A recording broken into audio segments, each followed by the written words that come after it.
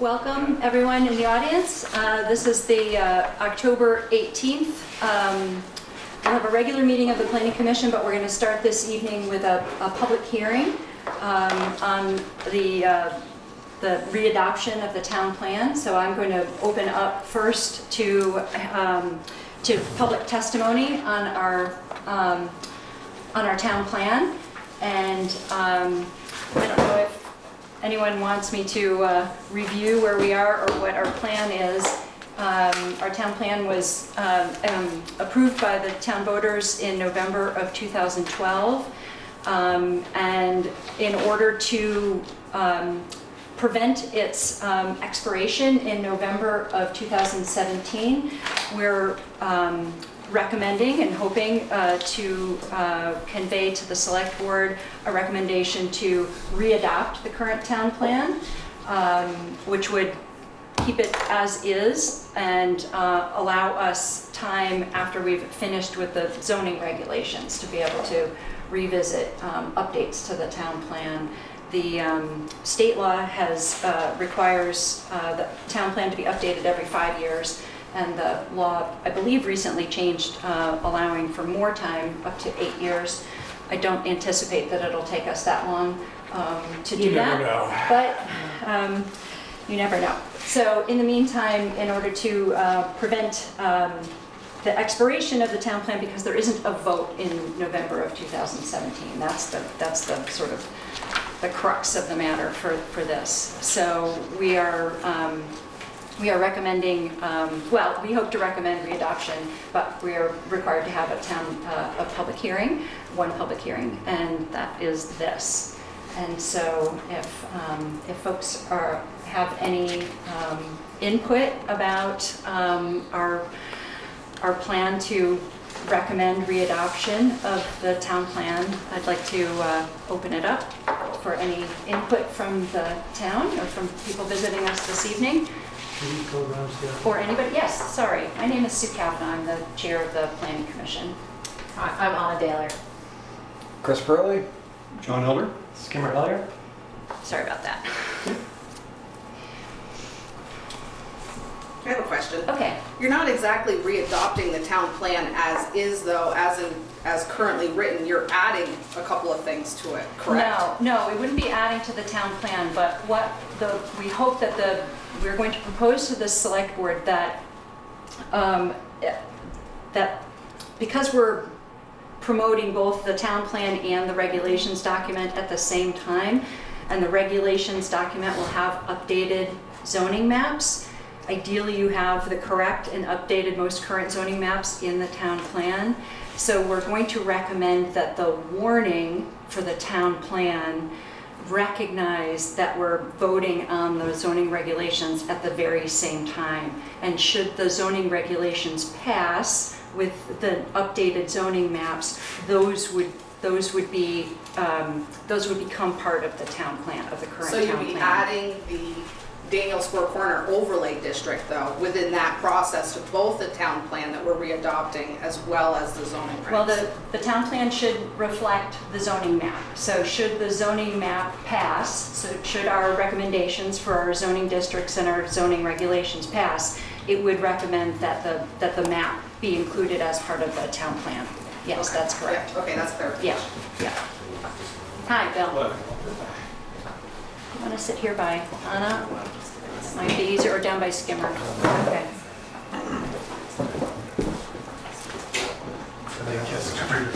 It's me.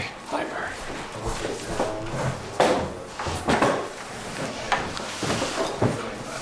Bill, we just opened our public hearing on the town plan. Okay. So I've opened it up for questions and making it clear that our plan is to recommend readoption of the town plan. Jody just asked about how the maps would work, and I explained that we're going to recommend language in the warning for the town plan that would allow for, should the zoning regulations and the accompanying map pass, those would supersede the maps that are in the 2012 town plan, so that it's the same maps. You don't want two sets of maps. Well, it would be an amendment because you're adding an entire district. An entire overlay district is being added. So there would be, technically the town plan would have an amendment to it, adding that district. Huh. Because the original town plan doesn't have the Daniels Four Corner Correct. overlay. Correct. And you did an amendment to do the Bristol Pond district, right? We did that in that past. Correct. Yes. Correct. So that would be an amendment to this town plan, adding that overlay district, passing it as is with the current maps in force. So the maps that are in the current town plan do not appear, do not Correct. show the new Correct. Bristol Pond Camp District. Correct. So, would the word amendment be correct? So thank you for that input. I don't know off the top of my head. It's just but clarification, because you are Right. adding a whole district Right. while you're trying to readopt, An overlay district, yes. correct? Right, The original town plan. right. So, We've also eliminated several zones. Right, yeah, I realize that. yeah.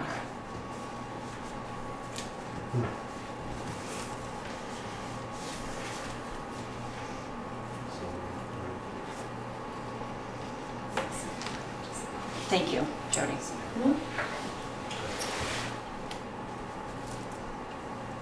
And just so you know, that the process for both of these documents is that we are hoping to convey those soon to the select board as well. And they're required to have a number of public hearings. Hi. Hi, I'm Ben Putnam. I'm a lawyer and I represent David and Wendy Livingston, so you know who I am, for those who don't. But I just wanted to ask to clarify that a little more because, as I understand it, you need to recommend a particular town plan to the select board. Correct. So, and the maps are part of the town plan, so I'm just trying to understand if, it seems like you're trying to make it sort of contingent on the outcome of another Correct. That vote. we were hoping that we could do it through the warning language. So should the zoning regulations, the proposed amendments to the zoning regulations pass on the same day, that those maps would become part of the 2012 town plan. Mike Russell, I represent Claire Lathrop, Van Mill, Lathrop Forest Products. You're proposing to have this on a single warned item, or would it be two separate Two. warned items? Two warned items. Yeah, I think that's problematic because the warning has to reflect precisely the subject matter of what people are voting on. You should, check with your attorney, but I think that's a problem. Technically, in terms of how warnings work. Okay. Ted, do you have something to ask or say? A question that Thank I've you. been asked that I'd like to get clarified is it possible for the town plan to be voted on and approved while the new zoning regulations might be disapproved? Yes, There is that Yes. possibility of a Right. separation? they are two different documents. Yeah, okay. And they will be warned as two different items. There's also the possibility that it could go the other way. Right. The new zoning bylaws be approved in the town plan not. I don't see that happening the The way existing things are town set plan. up. but- Right. I was just trying to clarify that there is a clear separation between those two. I think we're hoping that the warning will make it clear, should one, in the instance that one pass and not the other, that the town, like if the regs wouldn't pass, the maps certainly wouldn't be updated in the town plan. If the town plan were to pass, to be readopted, the current zoning maps in it would remain.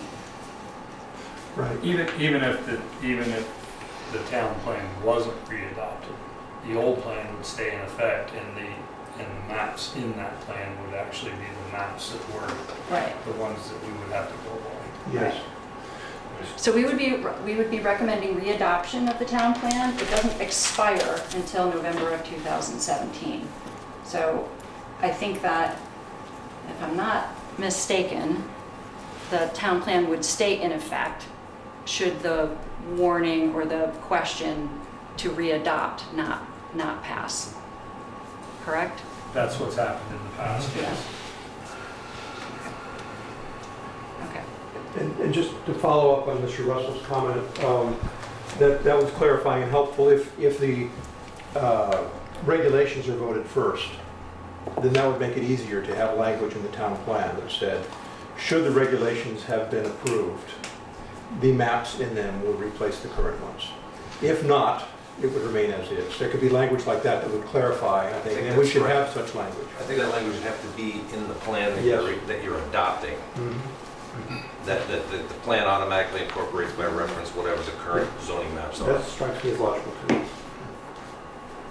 And that would mean if you made a further change to the regs in the maps later on, they would automatically roll into the plan. That's helpful, thank you. Can you clarify for me where you are in the zoning adoption process? Have you voted on the proposed zoning changes yet, or is that still up in the air? So we have had one public hearing on our proposed zoning regulation amendments. This is the hearing on the town plan. When we finish the hearing this evening, we will open our regular planning commission meeting to consider the input that we received at the public hearing 2 weeks ago.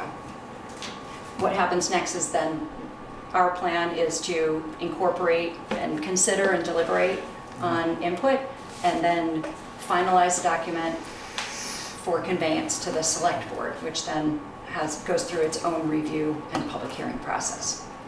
And is it too late to give you input on the zoning? Because We're getting there. We have some input we'd like to give, and one of the reasons I came tonight was because the way I read your documents, the town plan was going to incorporate potentially that new map, so I could speak to that too, but I just, I don't want to keep your process open longer than necessary, but we just did have a few more thoughts on that. So if this is relevant to the town plan, we should do that. But we certainly are having a regular planning commission meeting with public input welcome, Yep. as we always do. And if that's a better time to do it, I suspect it's related to the Daniels Four Corners proposal. And so we planned to talk about that this evening. So I think I'll save my comments for then, Okay. because I think what you're doing now with the town plan is really, you're not making an independent decision on any of those issues. It's just whatever passes in the zoning is gonna be in the plan. Correct, related to the map.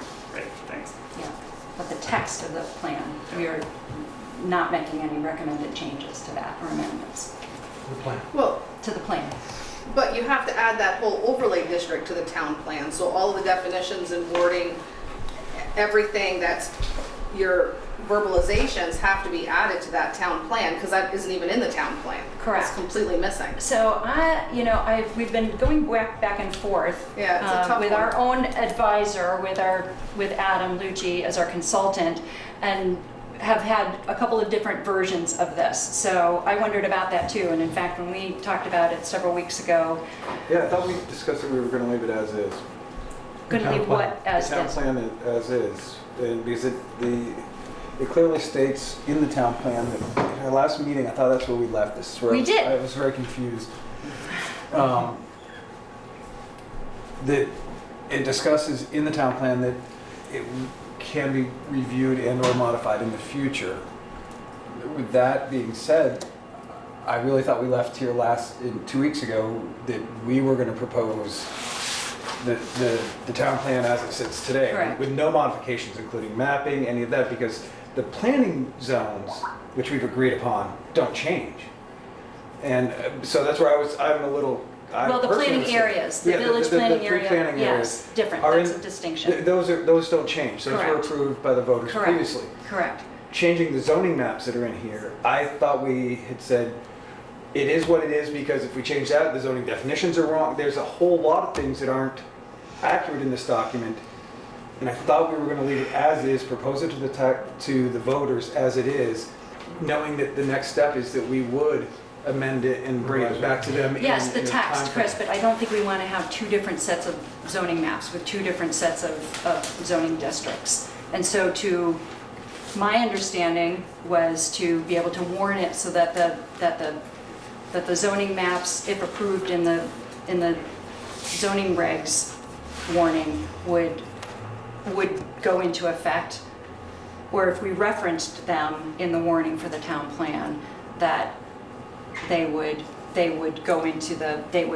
become part of the town plan. So the text wouldn't necessarily, there are certain pages where we list out in the margin the current zoning districts. And that, Yeah, go ahead. I can see this being problematic in the sense that if I'm gonna vote no on the bylaw changes, then I'm gonna have to vote no on the town plan as well, because if it passes, those maps would automatically roll in. Say it again, Peter. If I'm gonna vote no on the, say I have a problem Yeah. with the overlay district seems to be a hot topic. Say I have a problem with the overlay district. If I know that by passing by the bylaws passing, that's gonna put those, if the town plan passes, that's gonna put those maps into effect, I'm gonna vote no on both of those. In a sense, you're opening yourself up for more no votes on the town plan should you try to tie the two together. Not keep them separated. Well, so Right. I'd have to find out what would be the downside of having two sets of maps, which I think was what my intention was trying to avoid, right? Having a town plan that had a certain set of maps in zoning districts and having a set of zoning regulations that had a different map and a different set of zoning districts. What does that mean for the town? I think we're trying to, I think we're trying to avoid that. I totally Yeah. understand the dilemma. I'm just saying that I can see where if enough people got riled up, they're gonna vote no on both. Whereas I would say, and I'll use David as an example, if he's okay with the way the zoning maps are now and the zone that he's in, he would be willing to vote yes on the town plan to keep it the way it is, but he would vote no on the bylaws. If he knows that by the bylaws passing, that those are going to be incorporated into the town plan, it would be my guess that he would vote no on both. So Peter, are you, in effect, you're arguing against having them come up at the same time? The plan and the bylaws, right? I'm not arguing against having them done at the same time, I'm just arguing against incorporating those maps The maps. into the new town, I see. into the re-adopted town Mhm, plan mhm. in the same vote. I don't see how you can do it because the warning is not going to be worded. There's no way you can word that warning so that it says what is there until after we count the votes on the bylaws. Is there the possibility of passing the town plan first and then amending it with the new zoning bylaws? The order seems to be a problem. There's no other election in 2017. No, other no, than we do March. it on the same night, but in a different order. Yes. I see the logic there. So my Pass unders- the, yeah, my understanding reapprove is, the existing town plan and then amend it, as opposed to passing the amendments first and then trying to slide it over onto the is it possible to do existing it in town plan. on the night of town meeting? I think you have to have a vote. It's a ballot. It's a vote. ballot. It's a ballot vote, so you can't do one and not the other. I don't think you can do one first and then the other on the same day. They're both ballot votes. What if you just take the zoning map out of the town plan? Because it's a zoning map, it's not a town plan map, and then you don't have this problem. Well, it's referenced in the existing town plan. But the town plan could say, we have an official zoning map, it's part of the zoning regulations, but I think people will get confused if they see two different maps, two different zoning maps. I don't know, just a thought, just brainstorming. Ted, do you have another? Yeah, is there the possibility of doing it according to the order it appears on the ballot? I don't know. I'm not a legal expert on In that. other words, number one is the town Yes. plan passes. Number two is amendments to the zoning. If the town plan passes, great, then maybe the the amendment to the zoning would or would not pass. Well, that's why I was hoping to have the warning written in a way that should the town, warning for readoption of the town plan, and should the proposed regulation amendments pass, that map would replace the map in the town plan. I guess that was my, Can I try to sum up what I've heard? 'Cause I Okay, don't think we okay. have an essential disagreement, maybe I'm I don't wrong. either. So if you have a ballot and people are going into the ballot box and in the voting booth and voting on both. You can't do one and then the other. Right. But if there's a warning, and this is again what you were saying, that if you vote on both, the town plan as it is will be approved, and the regulations as they are will be approved. And if the regulations create new zones, then the town plan will have to be amended in terms of the maps. But that's a separate thing than what happens that night. Does that clarify where we are? I think that clarifies where we are. I wonder, and maybe you two can help, if there was a third question, you vote on the town plan, you vote on the bylaws, you vote on an amendment to the town plan to add the maps. Trying to keep it not confusing. I know. It is an I option. understand Yeah. that. If you warn it, I don't think anybody's going to understand it. Well, I think Warrant. specifically your issue is you are doing a map update, which is fine, but you're adding an entirely new overlay district to what you're calling a readoption of the town plan, which in essence, truthfully, is not being readopted, it's being amended.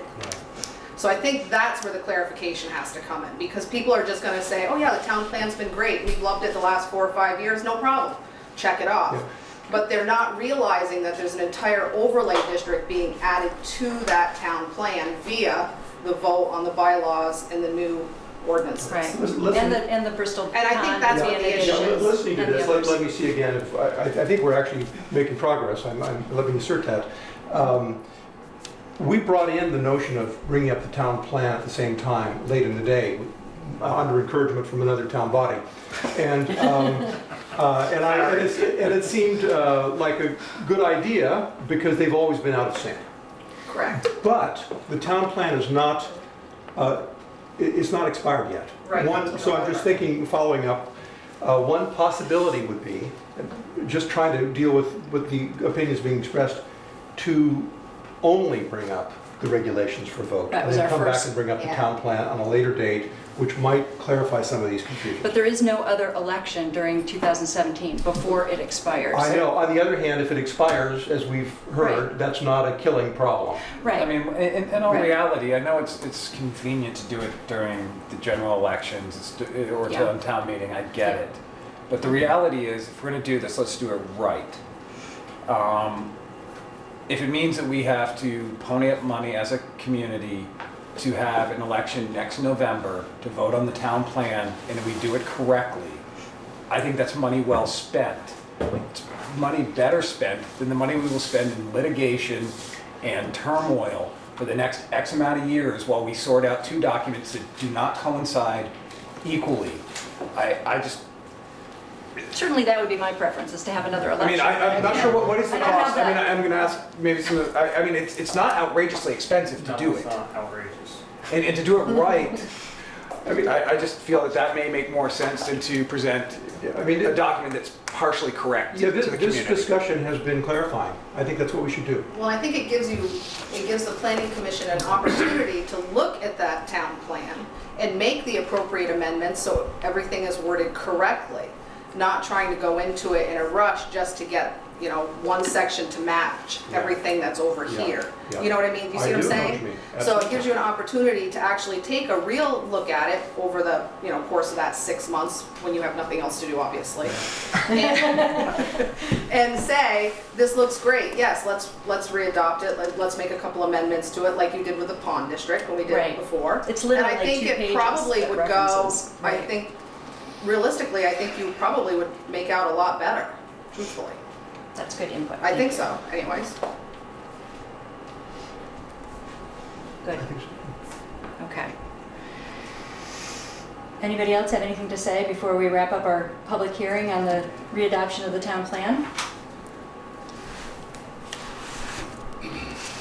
If it already hasn't been said? Okay, so I think I need a motion to close our public hearing. I'll make the mo- Will we be having a public hearing on the regulations after this? No, Separate. we're having our own meeting. We've had our one Okay, so required public I got hearing you. Yeah, on the regulations. I saw We that. close our public meeting, our public hearing on the town Yes, plan, then we right. reopen our regular meeting. Right, Okay, right. Which the public can still be involved. Yes. Yes. right. Absolutely. Public is still on. Okay, so we have a motion, we have a Second. second. All those in favor? Aye. Aye. Okay, good, okay. So that's the close of our public hearing on the town plan. Thank you, everyone, for that. Okay, so we will now open our regular meeting of the Bristol Planning Commission. And I think what I'll do in light of our guests here and our time tonight, I'm going to not use our minutes or our administrative matters. And I think I'll skip to number 5 and we'll begin our discussion of input that we've received over the past couple of weeks from our public hearing. Do you want to join us? Sure. Okay, that'd be great. Do you need to officially open our meeting? I think I did. Okay. Yeah. No, we're going to skip that. We're going straight to 5. Works for me. Okay, we're going to come back to those. Sounds good. Okay. All right, should we, all right, that's fine. We can switch if you want. No, that's fine, that's fine, that's fine. Do you need anything? What do you need? Okay, so I have a copy, I have my laptop that has your comments, but the copy that I printed doesn't have your notes in the margin. So look and see if you have, This side of the if- table, we no, can it scrunch up, or you didn't, have to no, do it that? doesn't have it. It didn't print? So The, the notes, your Didn't print. comments in the right margin didn't print when I printed on Friday. But I have printed it, on my copy. All right, let's do it on the laptop. all right, hold on. So I will move down there with Yeah, you so I we're can gonna see my switch just comments. until we get settled here. All good. We'll take my practice. Okay, hold on while I get it going here. I'm sorry, but I have to practice on you. It's okay. We won't throw things. No, that's good. Yeah. I know. And Eric's not here, so I don't know if he had copies. He had an emergency. So hang on while I find it, okay?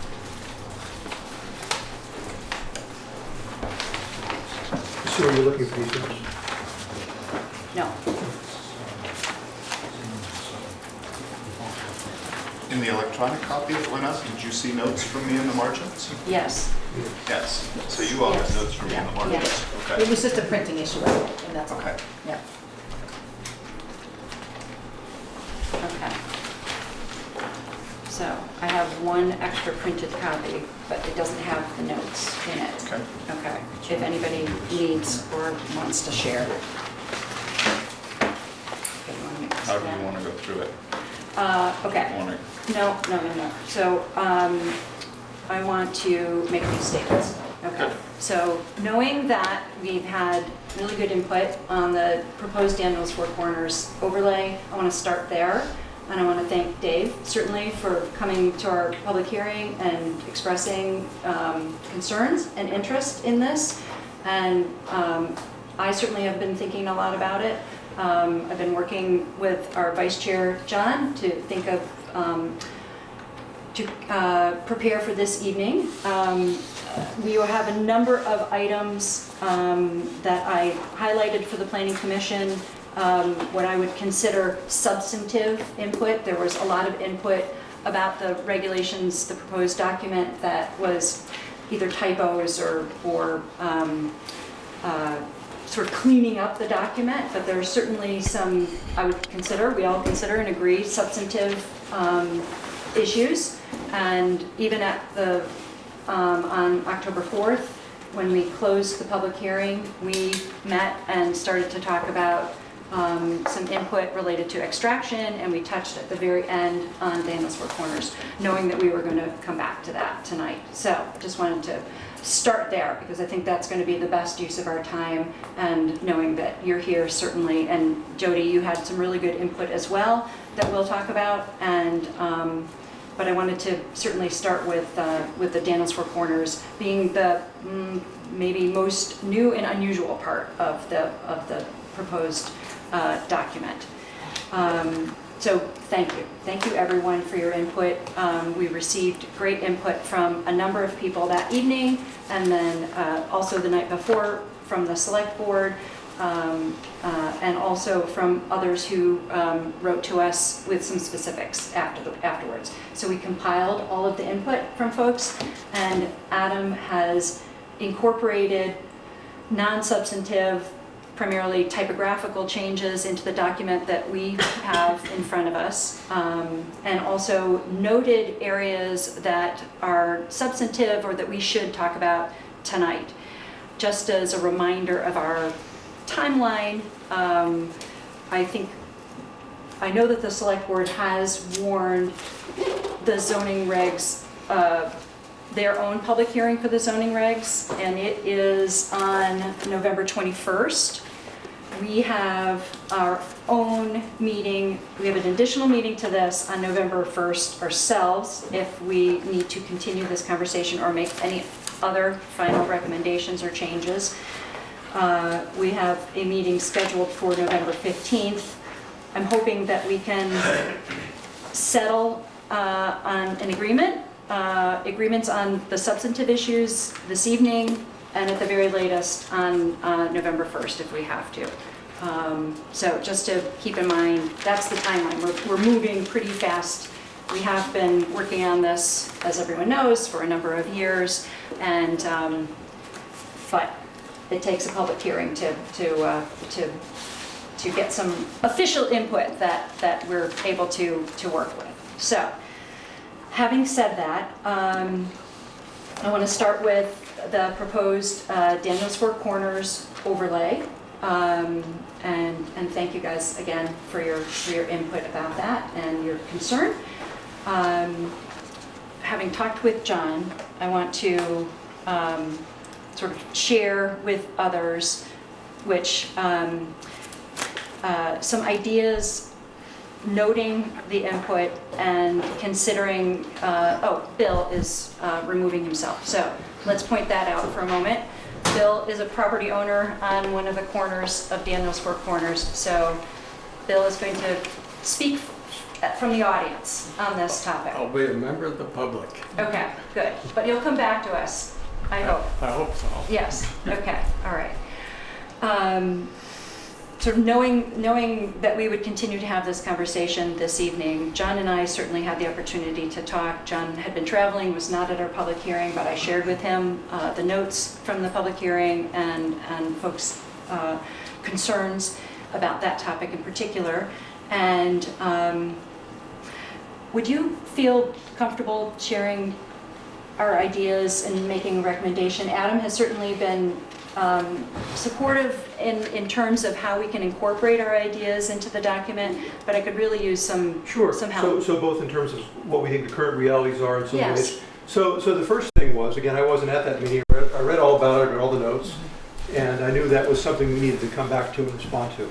So one question is, just starting off, given the proposed zoning and overlay, would Livingston Farms be out of compliance? We came to the conclusion that it would not be. Looking at all of the uses it has, that it is in compliance. And we could go into that in detail, but in terms of the original nursery permit, the retail inclusion, so that I know that was one thing that came up. We think that it would not be out of compliance. However, we know that that was not the only concern expressed there. Another concern is, what's the possibility for further development of the business? As I understand, it's a big concern.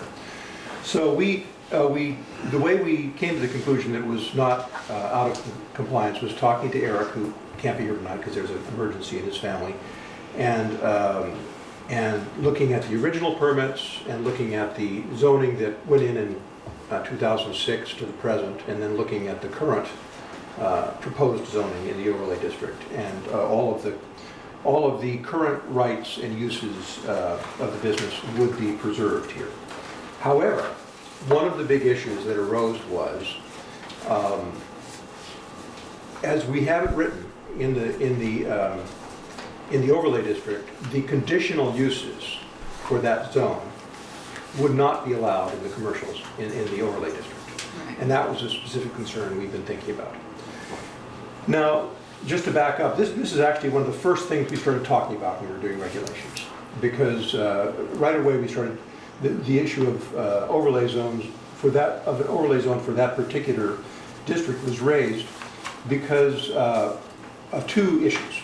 One was that one of our members, who can't be here tonight for reasons of health, Gary Clark, has been very interested in Vermont towns that are trying to work with their gateway and their entrance to town to invite people in terms of landscaping. That's something that's beginning to happen. And he felt that that was moving up Stony Hill was one place to think about that. So we've been thinking about that, and there's language in the current one. Another concern of many people on the Planning Commission and also in town we talked to was that such an intersection very close to town could well be dominated by establishments that would draw away from the stores, the restaurants, the gas stations in town, when the number one principle that the plan hits over and over again is protect and maintain our unique and valuable compact village structure. At the same time, I think everybody on the Planning Commission is very sensitive to not wanting to remove rights or options of property owners. That's something that we try to keep in mind at all times. And so several of us in the Planning Commission have been having informal conversations one-to-one to say, is there some way we could serve our main goals to make possible the creation of an inviting gateway up into the town to showcase what we have in the town, and to avoid having the kind of adjacent sprawl that has been a problem for a number of Vermont towns that have been trying to actually recover some of what they've lost there. Can we do that in a way that is more flexible than our current language for our property owners in the overlay district? And so a couple of us have been talking, and I'm one of them, about whether an alternative to ruling out the conditional uses. As I say, even if you rule out the conditional uses, our sense is that there's no loss of existing rights and privileges, but it might impinge on people's further development plans. So is there a way to instead, and several people on the Planning Commission have not heard this is just conversations going in the last couple of days I'm bringing for everybody to look at. Several of us have, several have not. Would it be possible to not declare that the conditional uses are not eligible there, but to make the framing language about those general goals explicitly something that people will take into account in terms of the design features and also the desire not to have inappropriate development that directly impinges on the viability of the town. Could we allow the conditional uses, but let it be known that people who are in that zone who want to take advantage of them would be scrutinized in terms of their plans in that regard. There's some language that, and I just gave it to Sue, we've been talking about it, and most people here have not seen, it's just two sentences that have been changed, but they're sentences that make a big difference. For those who have the town regulations, it's on page 29, and it's language through which we try to still serve the general purposes that took us to the idea of a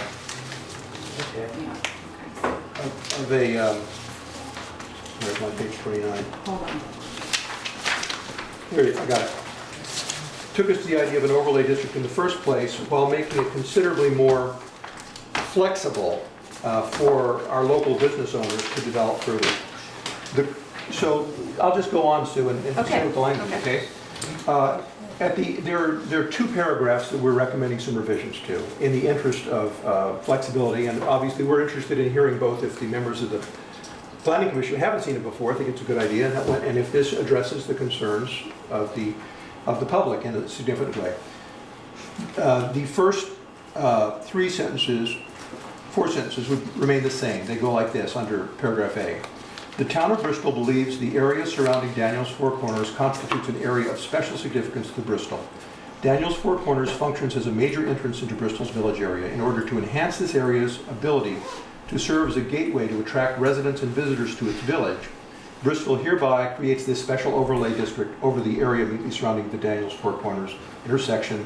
The zoning map depicts the overall district's dimensions. Now, the next three sentences are changed. In your proposal? In the proposal, I'm proposing that they be changed. We are proposing. I think you're Right, also yes, agree. yes. So there is a clause that gets stricken from the fifth sentence. The clause is, contains special regulations to be added to those of the underlying district first.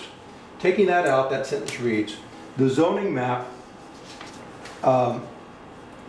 let's see. No, it starts, the overall district, and then it skips down, requires development in the area to include positive characteristics that will connect the gateway overlay area to the district. So it has that affirmative there. The next sentence stands as it is, and the last sentence, second, it will prohibit those types of businesses otherwise allowed within the underlying districts. That goes out because it's going to, part of that idea is going to be reworked. So the last sentence is stricken. And paragraph B, I think, is even a clearer impact.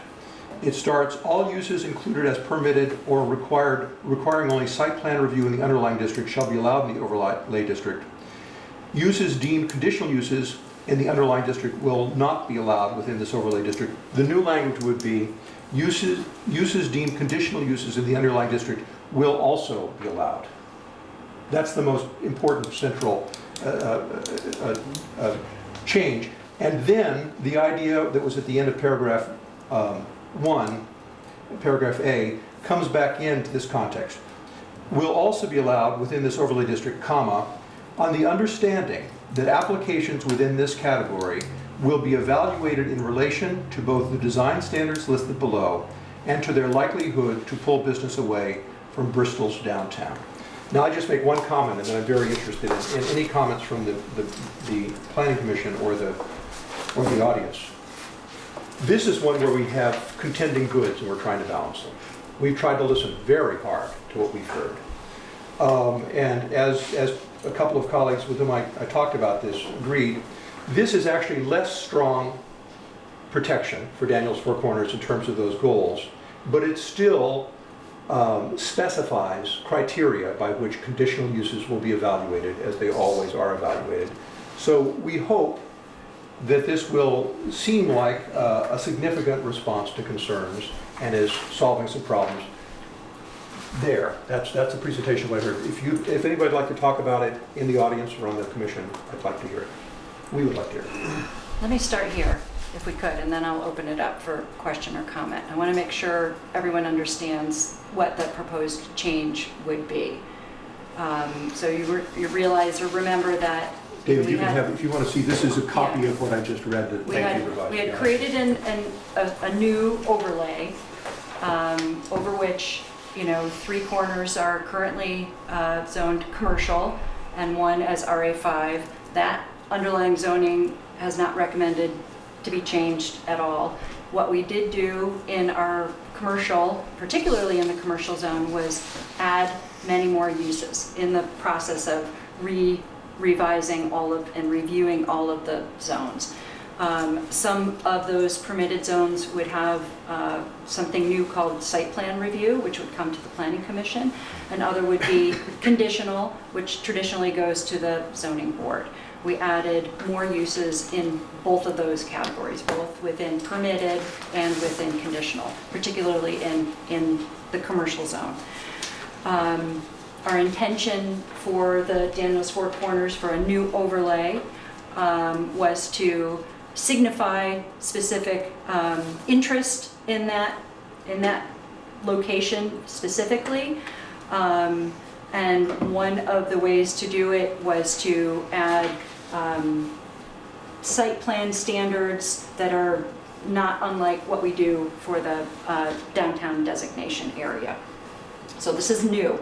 One of the, what we built into here was this idea of permitted uses would be allowed as outlined in the commercial zone, let's say, since that's what our interest is here tonight. Let's talk about that in particular. But that conditional uses, we had proposed that conditional uses not be allowed, okay? So there are a certain number of those in both of those, permitted and conditional. If we were to consider this proposal by John, which I think would keep a new overlay district, but remove what might have been the most troublesome part of it, which is disallowing the underlying conditional uses, but still recognizing the interest in that area as a particular value for attracting people from that 116 corridor to up the hill to the village, I think makes sense. I'm hoping that we can continue to consider this as part of our overall document, and that we'll seriously consider John's strong amendments, which I think very much speak to concerns that we heard at the public hearing and in writing after that. That was the issue, right? Conditional uses? That was a lot of it, yes. And this is, granted, I will open up, I guess. I'm sorry. That's okay. No, just give a rest. It's okay. No, please do. I mean, this is important. I mean, it's not just about Dave, but certainly, Right. you know, this is an interest. We recognize your presence there. We appreciate your presence. There was never any intention to, this is not personal at all, and or to do anything that would make your business less so, or your land less valuable. I didn't take it as personal to start with. Okay. But it was, obviously, it was a little irritating to me, but I didn't take it as personal. Okay. Okay. But one of the, you know, I guess it's definitely a lot better, and I gotta say thank you for working on this and trying to come up with something that would work for both of us, or for everybody, I guess I should say. But one thing I gotta ask is, you're talking about the design review board or whatever. Yep. So what happens if you go through the town and you go through the design review board and so on and so forth, you get everything, and it all gets checked off and everybody's all happy with it. And then I gotta take this to Act 250 and Act 250 shoots it down, then what? Well, it should be a concurrent, we need to, I mean, I think what we need to do is not abdicate totally to the state. So it's important for Bristol to have its own regulations and to not sort of let the state do the work, right? I just So don't it's- wanna be caught in the middle. Could I I can ask, understand that. Adam, you know, what is the answer to how our planning and zoning and permission system relates to Act 250? Is there any way in which we can do it and they can undercut it, or is there a way to do it so that won't happen? So we can try and do it. So they're separate jurisdictions, and they use separate criteria to evaluate development. Exactly. So, you know, zoning, we're primarily looking at uses. They're not so much concerned with the use as the impact on different types of either infrastructure or natural resources primarily. So we can be sensitive to those and not put any additional criteria on applicants. So, for example, we don't have we haven't included stormwater regulations in these. We've basically left that to the state. So theoretically, if someone needs a stormwater permit, they're going to get a state stormwater permit. If they do that, it satisfies the town of Bristol. Or wastewater, or things of that nature. So other than uses, what's going to be where in the town of Bristol, which you certainly have the right to do under zoning, you haven't created any additional burdens. And I think you're trying to be sensitive to, by understanding what the other jurisdiction's doing, I think we've tried to be sensitive in these regulations not to create additional burdens. But they are separate jurisdictions too, and there's not a lot we can do about that. And you're 100% right. But, you know, lots of times, like what you say, with stormwater permits and so on and so forth, buildings move, parking lots move, you know, then you have landscape, designs change, so on and so forth. Which, when you start moving that stuff around, a lot of things quite often change. You know, I'm not saying you're right or wrong or anything else. I'm just asking the question, then what? You mean, in other words, if a... I've already run into this, that's Oh, why yeah, I say I that. got you. Yeah. So in other words, if you do everything for the town zoning, Right. and then they say, you've got to make the following moves, Well, a and then lot that of it's puts to you do out with of... Lake Champlain and impervious areas and stormwater permits and so on and so forth. You know, and they take into account, you know, how much roof you got, how much parking lot you got, your slopes, the types of soil, so on and so forth. And they start telling you to move stuff all over the place. You know, the original town plan that I got, you know, they moved my parking lot, all kinds of stuff. And that is... Your permit application. Right. Yeah. And now I am actually in the process of obtaining a stormwater permit right now, and I don't know exactly what they're gonna make me do.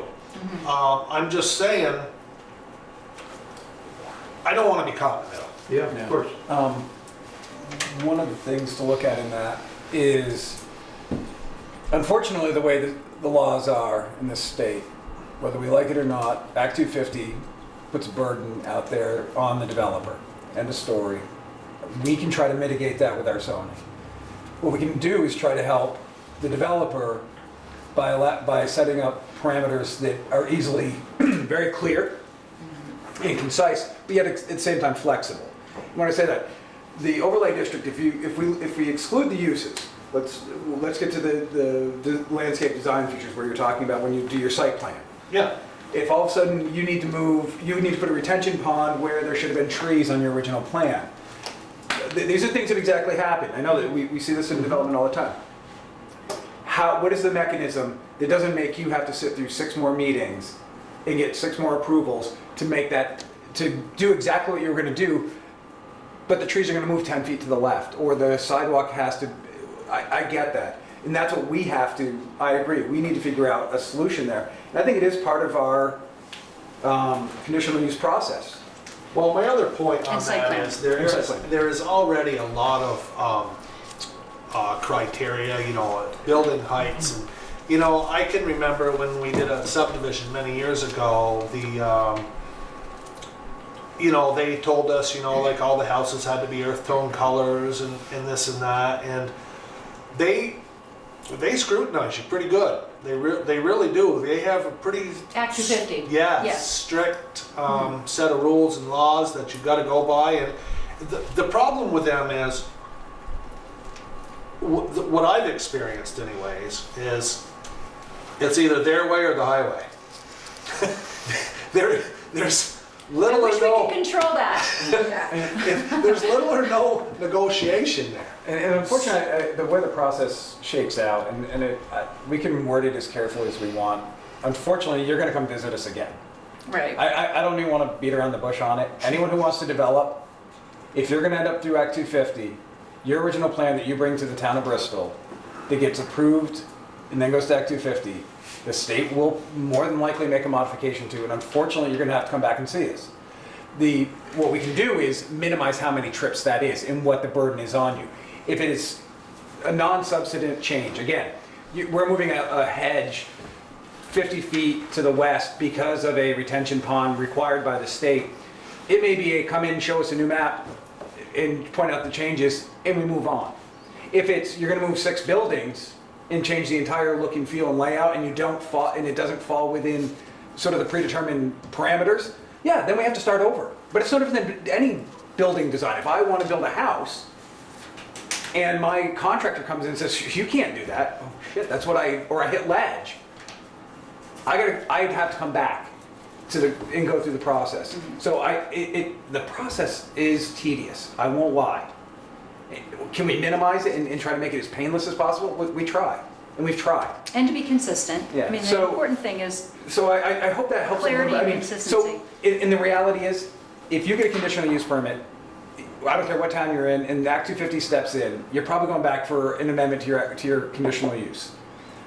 It's sort of the ugliness of the law. Again, do we run you through, does that mean you take your first plan that we approved, throw it out, and have to start over and rehire your architect to rebuild everything? No. We're talking, if it's minimal changes, you've already had to do that for 250. You've had to have those same maps redone, correct? Right. So it may be at some point during the process, before you go to Act 250, but maybe, I don't know, as you're getting to that point, maybe that's the time when you bring back, in the process of Act 250, do you bring your plan back to us so we can work with you, not against you? I mean, I'm a firm believer, we're here to help. We write all these regulations, but at the end of the day, if somebody brings us a plan that makes sense for the town of Bristol, we want to do everything we can to get you through it and get the process going. So we're not here to, I don't want to be here to stonewall anyone. I know you're not the enemy. I know, no, but what I'm trying to say, David, is unfortunately the process is painful.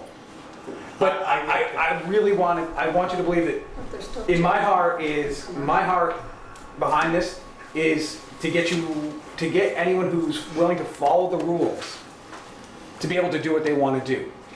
And not make the rules so painful that we have to have 16 hearings to get to one point. Well, you know, here's the other thing. On that corner that I'm presently on, there has been businesses there since the 50s. I mean, you had the mini golf there, you had the restaurant there, you had the motel there, so on and so forth. This is not a new idea for business on the corner that I'm on. And, you know, there's been businesses there for 50, 60 years. And all I was asking for was on that corner that I'm on, I'm not asking for anything new. I was just asking for nothing to change. I don't have a problem with the present rules and laws and so on and so forth. And I don't have a problem with, you know, abiding by them and dealing with Act 250 and all that. I get it. It's part of doing business. I was just asking for them. It's not like there's something new going in on that corner. It's not like a new idea for a business to be on that corner. Well, what it really sets up, Dave, is for the other 3 parcels around you that are undeveloped at this point in time, things like the sidewalk requirement, and some of the landscaping requirements. Those are the pieces that those new developments would have to. Your property's there. We are going to come in and. I know, but my point is, my parcel could be taken out of that part, and it wouldn't be spots on it. Right. It would just be not part of it. But now, I don't know if you buy this, Dave, but when we were looking and talking with Eric, we don't think that even before this proposed compromise, and I still don't know if other people in the select board on the planning commission are going to like it, but even if this went through, no, excuse me, even if it didn't go through, even if we just kept the zoning and the overlay, we don't think that a single presently permitted right has been removed. That's our reading of the zones. However, the reason I proposed this compromise was that, reading the minutes on the last one, you had a concern about how about future development. So what this is intended to do. It's trying to find the sweet spot. Some call it compromise, where we can try to have a little extra level of Guidance. scrutiny, guidance, as we do in the village core, because it's a very important place. And yet, at the same time, make it a little more flexible even than in the proposed new zones. But I don't think that the proposed new zones, you correct me if I'm wrong, remove a single right that you presently have in exercise. He has and currently exercises, but what if he decides to sell his business to somebody else? Yeah, Grandfathering is very, in this town, it's all verbal, there's nothing in writing, and it can really cause a lot of trouble down the road, and that's why we're here. yes. Because a planning commission years ago made our business a non-conforming entity within the town plan and the town regs, and that's what Dave wants to avoid. Yes. He doesn't want to become a non-conforming entity. Yeah. Because then you take the value away from his business unless he owns it. But The no- land has value. Yeah, nothing we are But proposing if that makes it a stuff can't follow nothing through. we are proposing makes it a non-conforming business. Nothing. There is no lost right by our reading. So then what's the change that you're proposing? Actually, Then explain what the change is, and so why change it? So the Well, the whole What are you trying Daniels, to accomplish? the whole Daniels Four Corners, all 4 intersections are guided by this sense that this is the gateway to Bristol. We have to have a little special scrutiny over the whole district. but there's nothing that removes, I mean, that's how zoning works, The way it's currently used. the way it's currently We used. purchased a piece of commercial property. We paid top dollar for commercial property. And now you're trying to take our rights away. Which right is going away? I actually do not commercial We see, can't title. expand, we can't do anything. We have a pack of kids that want to live here and take over a business, and who knows what they might want to do. this would be good to look at together, If but it were your property, would you be okay with it? If it was affecting your entire family, would you be okay with it?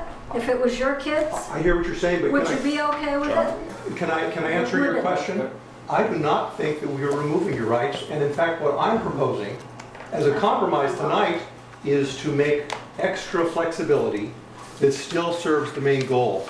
But please tell me which right is being removed, because I don't think there is one, but others. All right, let me, Bill, I think Bill's hands up. yeah. Well, thank you, Susan. I think although we can lament the duplication of permit processes here in Vermont, I would add also all the Agency of Natural Resources have their whole set of permits, as well as Act 250, as well as the town. The original idea of Act 250 was to deal with the larger projects, the ones that had a more significant impact on the environment. That's changing as the years go along. And more projects or even individual changes require a natural resources permit. So we should recognize that, but we should also recognize that's not likely to change anytime soon. And we try to do the best we can, I think, in minimizing the unnecessary duplication. I want to comment on John's proposed language, and also add that I appreciate you, John, reaching out to me as a member of the public, because I had expressed concerns about the overlay district. Just to take a step back, I'm not keen on overlay districts in general, because in general they do tend to remove property rights that people previously had.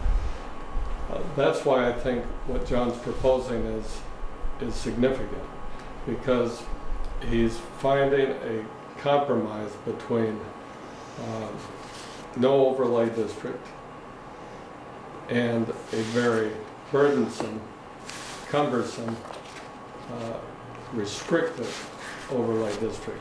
And instead of taking a negative approach and saying we can't do A, B, C, or D, he says you can do all those, but you're going to be scrutinized a little more carefully, and you're going to have to show in a positive manner how you're keeping the poor corners looking good and not detracting from the downtown, which to me is a common goal that we all have. And that goal can be accomplished within the rights that we have to use our property as we would like to do. So, as a member of the public, I think that's a good compromise. It's between the two extremes, and I think helps everybody accomplish their goals.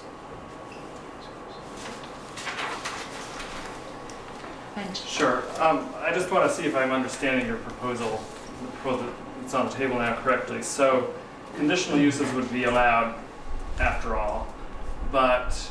Although the planning commission has not discussed this yet. This is just Right, my no, but I'm just trying to proposal. understand the proposal you're putting forward, the compromise. So conditional uses would still be possible, but you would look at the uses, and for example, if it was a use that seemed like it was going to pull away business from downtown, like a grocery store or a bakery or something like that, that would compete with downtown businesses, then that would get a harder look and perhaps not be approved. Is that? So, we are very clear about the permitted and conditional uses within commercial, right? So those would all still be potentially allowable allowed, uses. yes. And the pages 29 and 30 are the ones that spell out the general rationale there. I think, Vince, that's true. Right. But look at page 20, which lists out the uses that we No, have. I Right. And understand. compared to the current commercial zone uses, they're quite substantial, Yeah. in fact. Yeah, so those uses are all still on the table, but you, in this particular overlay district, you would scrutinize the impact on downtown. Correct. And And I'm on just and on the pointing- proposed town gateway. Yeah, Yeah. and so that's part of it. That's part of what is changing if this compromise were adopted, because that's not currently a factor for this commercial district, right? Yes. And then another change is that these design standards, such as Correct. having sidewalks and more landscaping and Lighting, pedestrian Lighting, circulation, and building design. those would be added requirements that Correct. are not currently there. Correct. And I think, I mean, I don't want to speak for the Livingstons because they're the ones who have to use it, but I think that does take away some flexibility they currently have. And I think given that the site is already developed, it could be hard to incorporate those changes in there. You know, if they want to do some modest expansion of their business, do they suddenly have to add sidewalks and landscaping and lighting when they already have existing structures there in a pretty well-developed site?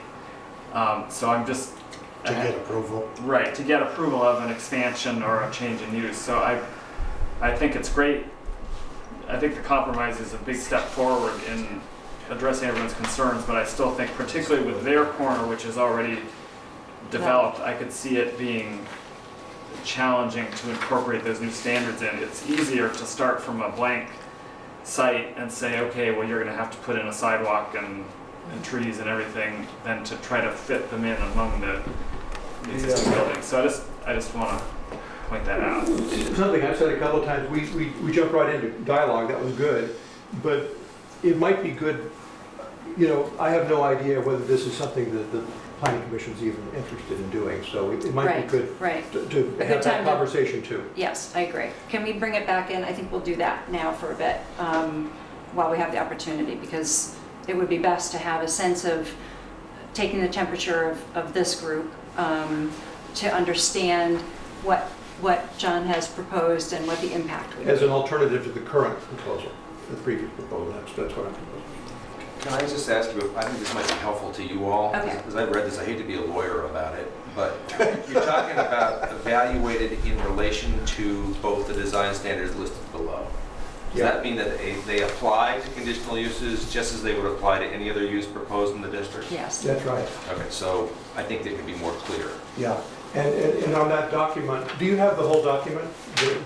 Yeah, if you look at page 29, if somebody has that. I'm looking at that. Okay, so that's, paragraph C is what that refers to. It could be the uses listed immediately below. Paragraph C is dimensional standards. Paragraph D is the design standards. Okay, so divide. So what you're going to be debating here is whether, it's not whether there's some loose subjective application of those. It's exactly. It would those be these. exactly. Yes. Exactly. And I have the same concern or question, or you should have the same concern, I guess, about likelihood to pull business away. On what basis would you evaluate that? Where's the data for that? What's the standard for that? Right. It's a personal. And I have the same, well, I want to talk about proposed section 352 at another time, Yeah. but I have the same concerns. We'll talk about that too. So, Okay, so I'm going to pull it back here so we can talk about our ideas. so one of the first questions I have, and I don't have an answer. Typically, if a piece of property is already developed and somebody wants to change or add a use to it, if it is a conditional use, do they then have to follow any and all additional standards that would be added? Great. Like if you change a I don't want current- to jump in, you're- but yours is an easy one. We've been talking about it from the beginning. If you want to change or make an amendment to your existing permit, for instance. Yep. Would you then have to meet all the criteria of that overlay district at that moment? Yes. So if Dave wanted to add a use that isn't currently being used there, that falls in conditional use on our list, Or permitted. he would, Or any use. You want to add any use down there, they would then go through the scrutiny of having to add sidewalks and trees and all that. If you were to the- changing your permit, if you were expanding your permit or changing your permit, I would assume yes. You're looking at out, not at you. If you're expanding or changing your permit in a substantial manner, remember we also put in section 329, which let Eric basically review non-substantial changes as the ZA to try and avoid some of the stuff that we were talking about Exactly, earlier. that's why I thought we had discussed this, that's what I was trying to get. So, but if it is a substantial change, so a change in use would be a substantial change, then yes, they'd have to go through the permitting process and they'd have to meet the current criteria. But what about the expansion of a current use or a current, So- current development? I mean, I've got to trust your zoning board of adjustment has some common sense and can apply these with some common Well, wouldn't sense. common sense also say that you wouldn't have to do sidewalks to nowhere? Common sense would be, but somebody has to start the sidewalks. If you want sidewalks going up to your village eventually, someone has to start somewhere. Right, which That's certainly It's an probably argument on the Mr. east Livingston side. can make. Yeah. Probably not on the west side. So, non-substantial uses, changes, so if they wanted to add a similar retail or wholesale or commercial use that they're doing now, another They want product to line move or one of their another. bunkers from one side to the other. or Those are something like minimal, that to or- avoid a stormwater issue. But if, But that's again, not a I'm- change in use. Right. but if they wanted to add an existing use that wasn't there, Add product for different products that are Different types of presently carried. Mm-hmm. so right now they have very minimal indoor, Right. they wanted to add a more indoor retail. Would they How have? much? Yes, that could be, yes. But Yes. Our proposal for retail store class 1 goes up to 5,000 square feet. Right, but with the overlay district, with the performance standards, you have to Right. meet those no matter what your change is, correct? This is where I want to just clarify. If it's basically a new use, if you're applying for a change in use or a new use, and I think the zoning board of adjustment could look at it if you're substantially amending an existing permit. I don't think adding a product line does it. I do No. think adding X amount of square feet or proposing X amount of square feet to your village might open you up to them looking at are you going to design that building to meet these design standards? So, but because we did discuss that we do give the zoning administrator the first run Yes. at, and gives, if it's similar use or non-substantial change, then they basically, the permit can go through. That makes more. That was a discussed. paragraph that you added, and that's section 329, I think that's what it was. So, The problem is the interpretation, how people interpret it. and that's really Two where, different people could interpret it two different ways. and that's unfortunately with two different boards as well. And it is, And future boards. So- Like, we won't be here forever. Come on. I will live that Well, long. all right. and But that's why your zoning board of adjustment is made up of citizens of the town of Bristol. And it's why it's a board as opposed to just one administrator, because it's meant to basically spread the knowledge and the decision process over a number of individuals that represent the town of Bristol. And then, so hopefully they will interpret your regulations with some common sense. And that's why it's set up that way. I can't promise you it'll always work And that if you way. keep conditional use as part of it, they could just give a conditional use permit that takes away those other criteria if they so chose to as a board. Right? Or Because the mitigate conditional that. use permit allows that ZBA to supersede or augment the regulations. And just to be clear, what we're talking about, Correct. what I'm proposing allows for the possibility of conditional uses Right, which are not yes. presently allowed. yeah, Correct. Yeah, With that change that you're making in the wording. yes. it would open up some more flexibility. Okay, I just want to make sure, because I just wanted to make, But it's true that the zoning board Correct. has prerogative to be able to look at the exact proposal and make recommendations or make requirements within reason and within the regulations. which is the same process we go through today. I'm sorry, I don't want to disagree with you, but I think your ordinance goes further than that. I think it allows the zoning board, as proposed, it allows the zoning board to surpass the standards Yep, that are that's what I required was in the saying. ordinance. And to apply performance standards specifically that might not otherwise apply. Within Well, the that's different true corners. in the overlay Yes. zone. No, that's true throughout the overall. ordinance. If you, Oh, which one are you referring to now, the 329? This is actually 352. 355. Section 355 may, sorry.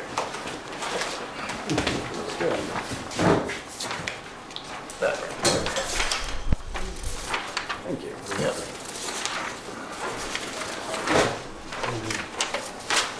General criteria.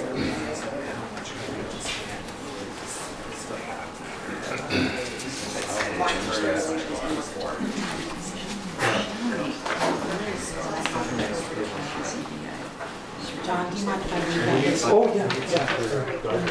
So that's right from the statute. I mean, and I don't think we changed that significantly.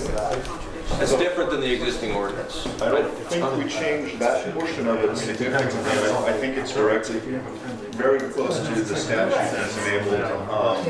You guys, can I ask for order in the audience, please? Sorry. Yes, it would be really helpful. It may well be in the statute, the enabling statute, but it's not in the existing ordinance. So it's constituted a change in the discretion of your ZBA. And it gives, no doubt, it is enabled, but it's a choice that you're proposing to make to greatly expand the discretionary ZBA. And I do work in other towns. That provision and that kind of discretion causes a lot of hurt feelings, and I don't want to say the L word, but it can do that too. So I think you should think carefully before you adopt that.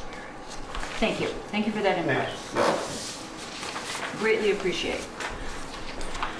Okay, back to, can we just keep going on Daniels for Corners for a minute? Yes, Because we should. I want to make sure that we have time to talk this out and consider and get to other things too, without giving any, I'm not trying to cut this off at all. I just want to make sure that everybody No, I has was just trying to some see if we input. had any clarity, if there was any interest in this, if it seemed like a compromise, It does.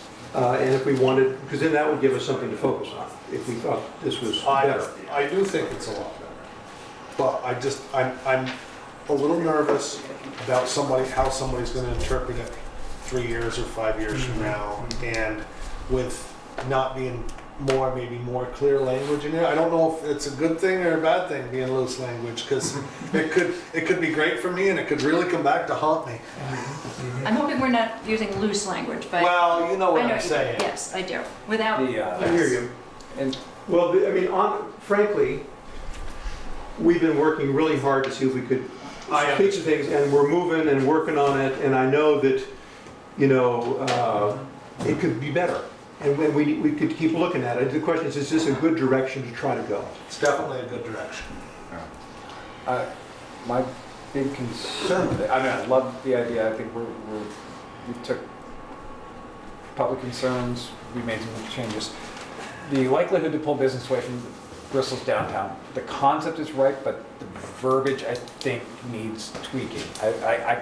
We're all, because that's what the town plan says, that's what we need to do, but how we put it in the bylaws to reflect that, that's gotta be when I think we need to just really fine tune, because somebody earlier, what's the measurable on that?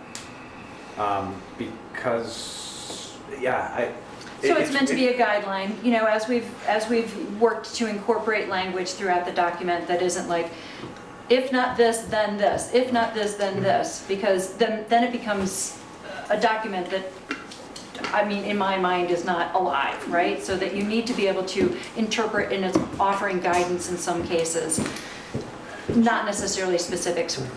So could I ask Adam a question here? Adam, in your experience with working with a lot of town plans, can you think of some language that Not the town plan, the not regs. with the ordinance, but with this kind of zoning issue? Can you think of language that would be true to the apparent intention here, that would speak to Mr. Russell's question about the ambiguity of the final two words of the... Is there some language people have found that is more... The final two less words of ambiguous what? than you've ever... Well, in the final... You have to... So when it says... On paragraph A, I think it's the last couple To their words. likelihood to pull business away from Bristol's downtown, and Mr. Russell said, I don't know what that means. That's unclear. Others won't know what it means. Is there language that's been found helpful by other towns here? I'm just wondering. 'cause it's- Specifically prohibit what you don't want. Yeah, right. Which we do, That is the answer. yes. You don't want Walmart there, or a huge box store like that, so So we've talked just about, say it. well, That would be the simplest thing to do, wouldn't it? Exactly. we've Just talked to about say, we don't want a size. giant box store Well, we've talked about on either one of those size. four corners. Right, so in the, if you look in the commercial on page 20, where we we offer as a permitted use retail store class 1, which is up to 5,000 square feet. As a conditional use, retail store class 2, which is up to 10,000 square feet. I think what, And that's indoor space. that's an indoor enclosed space, building. yes. Yeah. We are likely going to talk about tonight withdrawing reference to chain stores or franchises, because it's not likely legal to do that. We do reference that phrase elsewhere in the document, and we're likely going to remove it. So, you know, we're trying to come at it from a size point of view as opposed to the type, you know, or the actual store point of And view. Jody, I'd like to follow up on that too, because your point's well taken, of course. The previous way it was written was conditional uses are not accepted, so that meant that all the stores were going to be under 5,000 Right, with retail 1.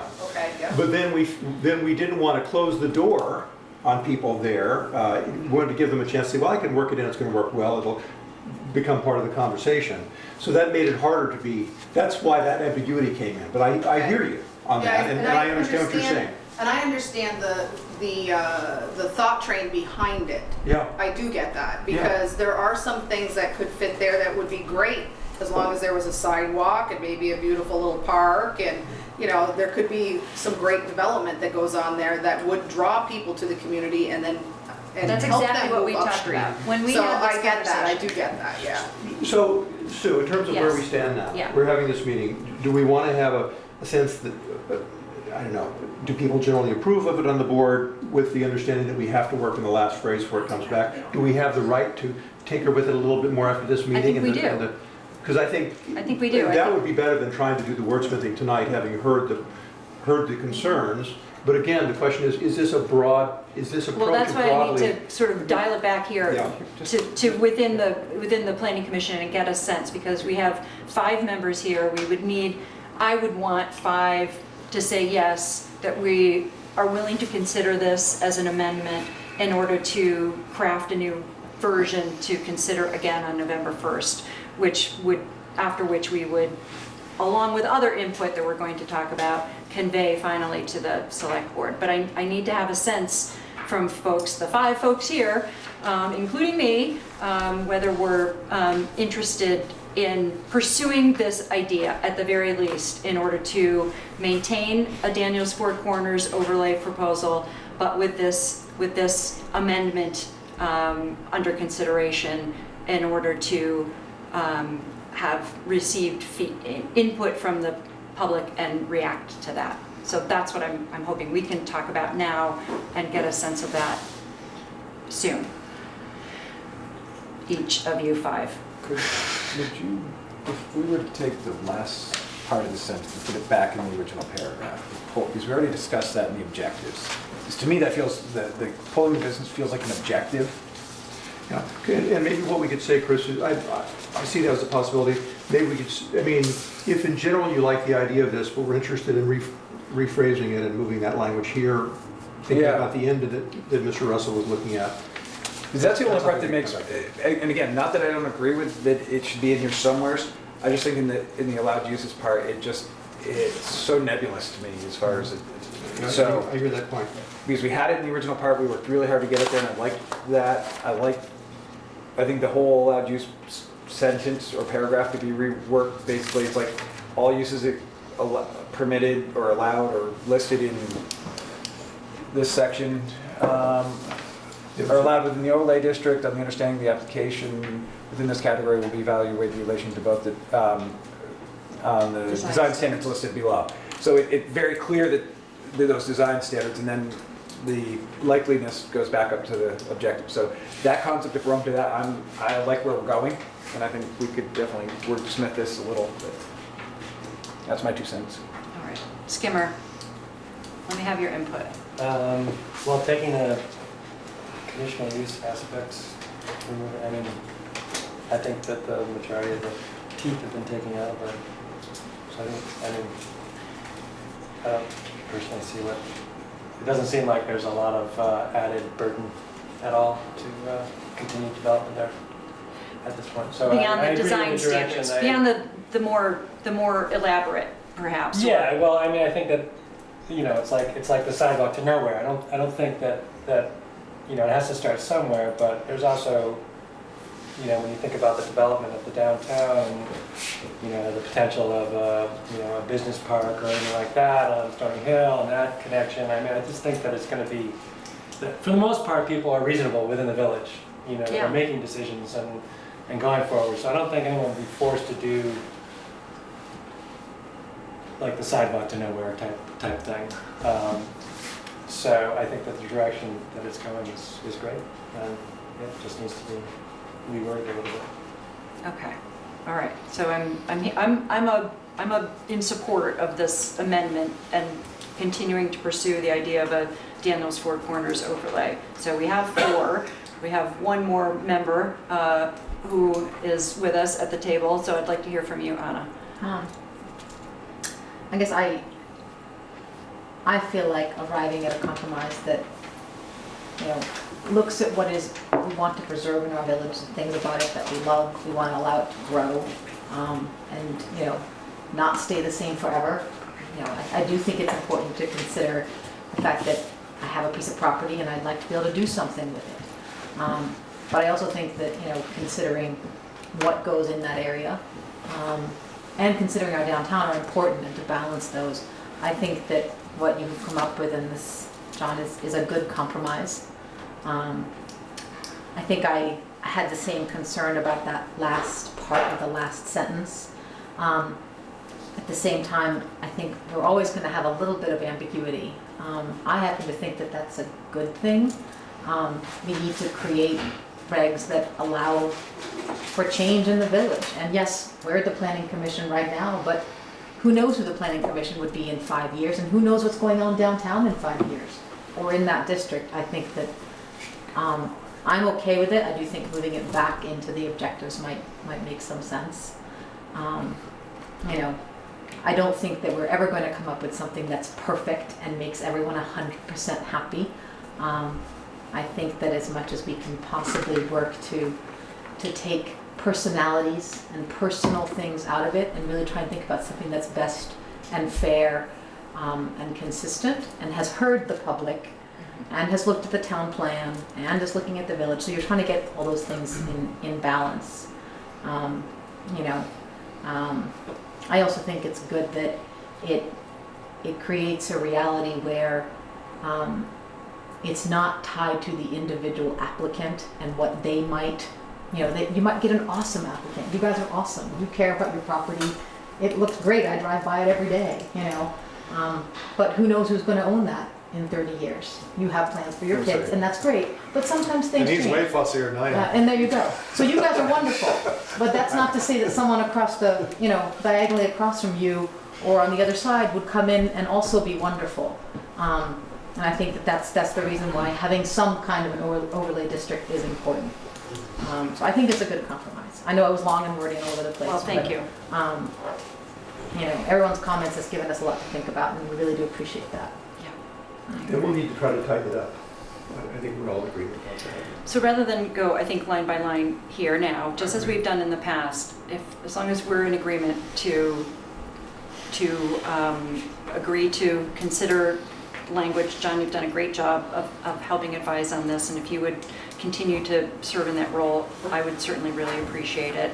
Ultimately, it would get folded into an updated version that we would again then send out for consideration for everyone. Would you be willing to help rewrite it? Back and forth? Because I think often we help each other to do a good job. You start, though. Okay, I'm sorry. Okay, we're gonna, one more thing, and then we're gonna move on to another I'll be topic. quick, but I just want to put in another plug for clarifying what happens to an existing use, because I think that's very unclear.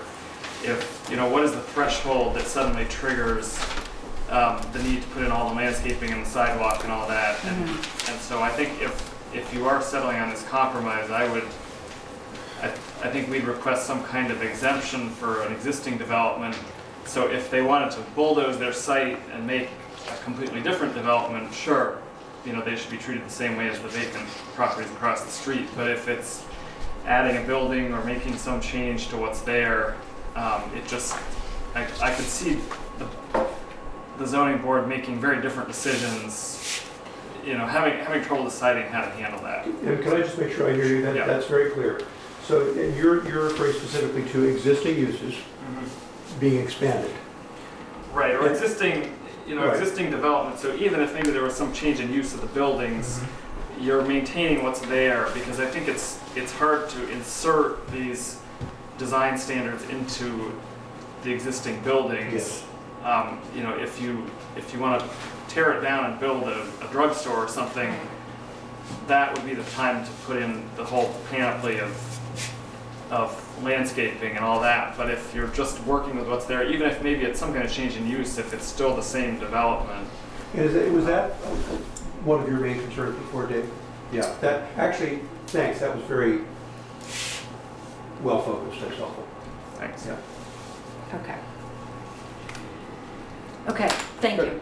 Okay, good? Good spot. Okay, all right. So we have, Jody, you brought up a topic last time that I think is important for us to come back to, which is and we have proposed to add in, Bill's coming back, thank you. Welcome back, Bill.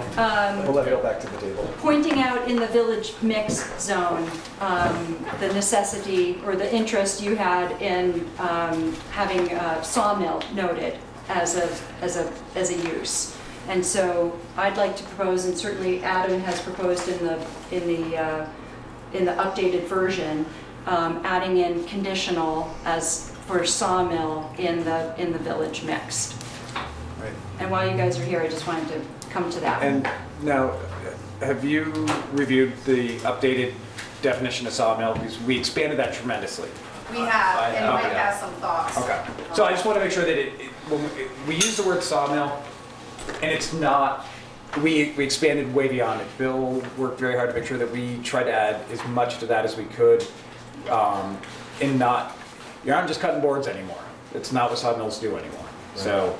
This is not updated since 2 weeks ago. No, This was that's what I'm part saying. of our- But I just want to make sure part that. of our overall. I looked at the version that was on the town website. Yes, that's the one that we haven't changed that since. We've made a couple of changes that I'm pointing out to people here and to the audience that we're proposing to update based on input from the public hearing. And one was I think an oversight on our part related to sawmill in the village mixed, which is where your operation exists. Yes. And Mike had a few thoughts in regards to that. So, because you So haven't had your actual deliberations yet over it, correct? No.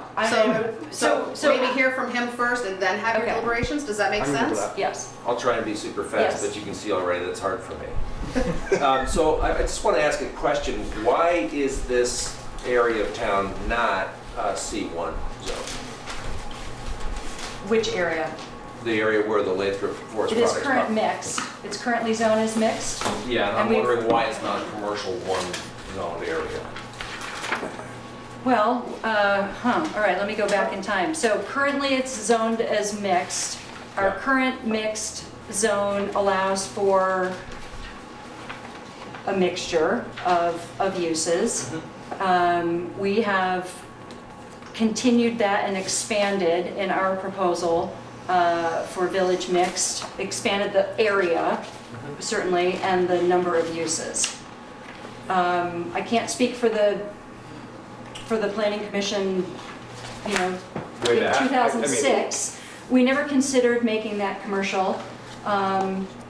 We considered that as continuing use and continuing that zone as, we tried to make as few changes to the zoning districts as we could, the zoning boundaries. We did expand and collapse certain, like the neighborhood commercial, we collapsed into village mixed.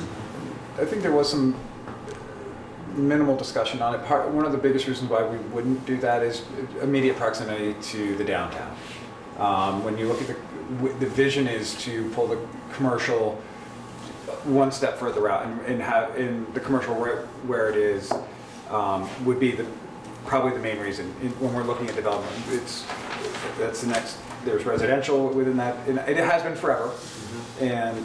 But to open up all commercial uses there would be possibly going against what the plan and the vision was. And reducing the opportunity for residential development there was probably our main, I mean, I don't think we ever considered switching that from mixed to commercial to C1. What we were talking about was expanding the possibility of uses in that zone and expanding the zone as truly a mixed zone where one could develop business and one could develop residential as well.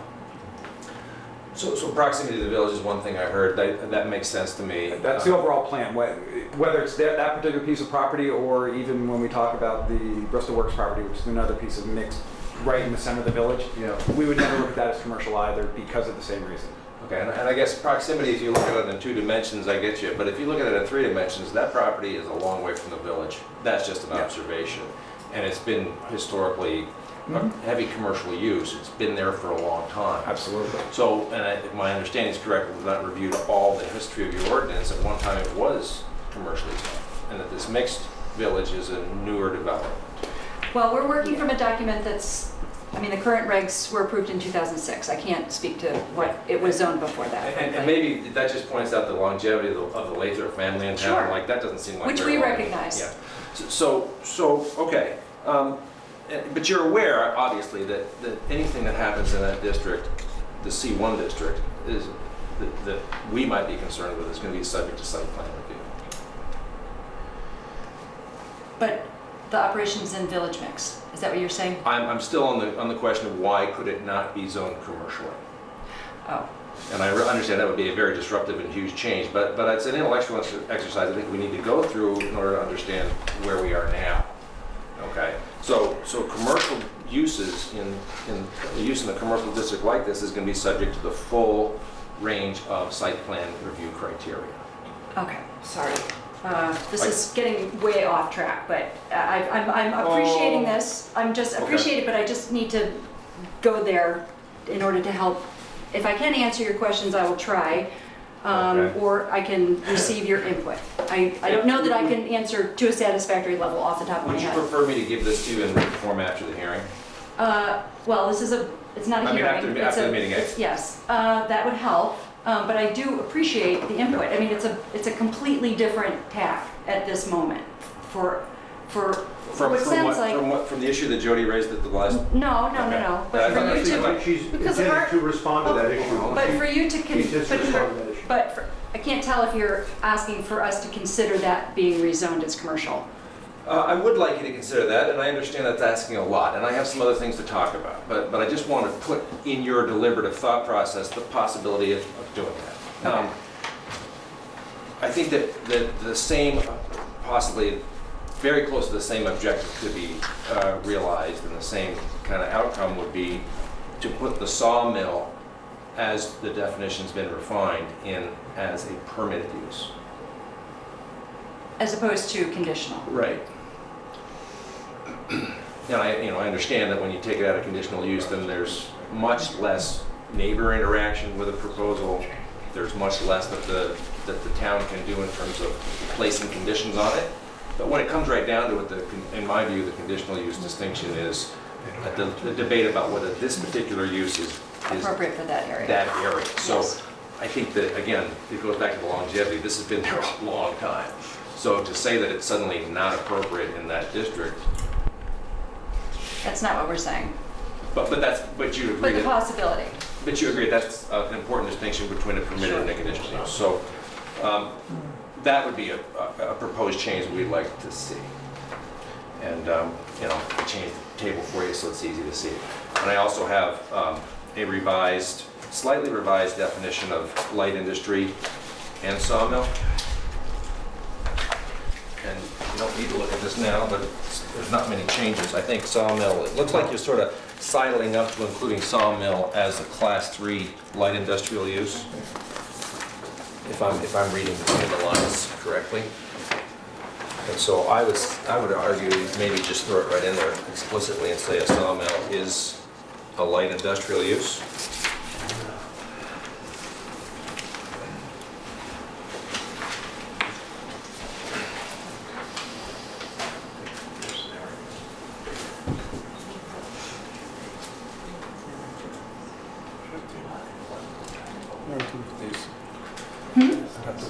Noodle these a little bit. I know. It's not going to be possible for us to totally respond to that That's why I'm giving you a request. paper. Okay, Just gonna- thank you.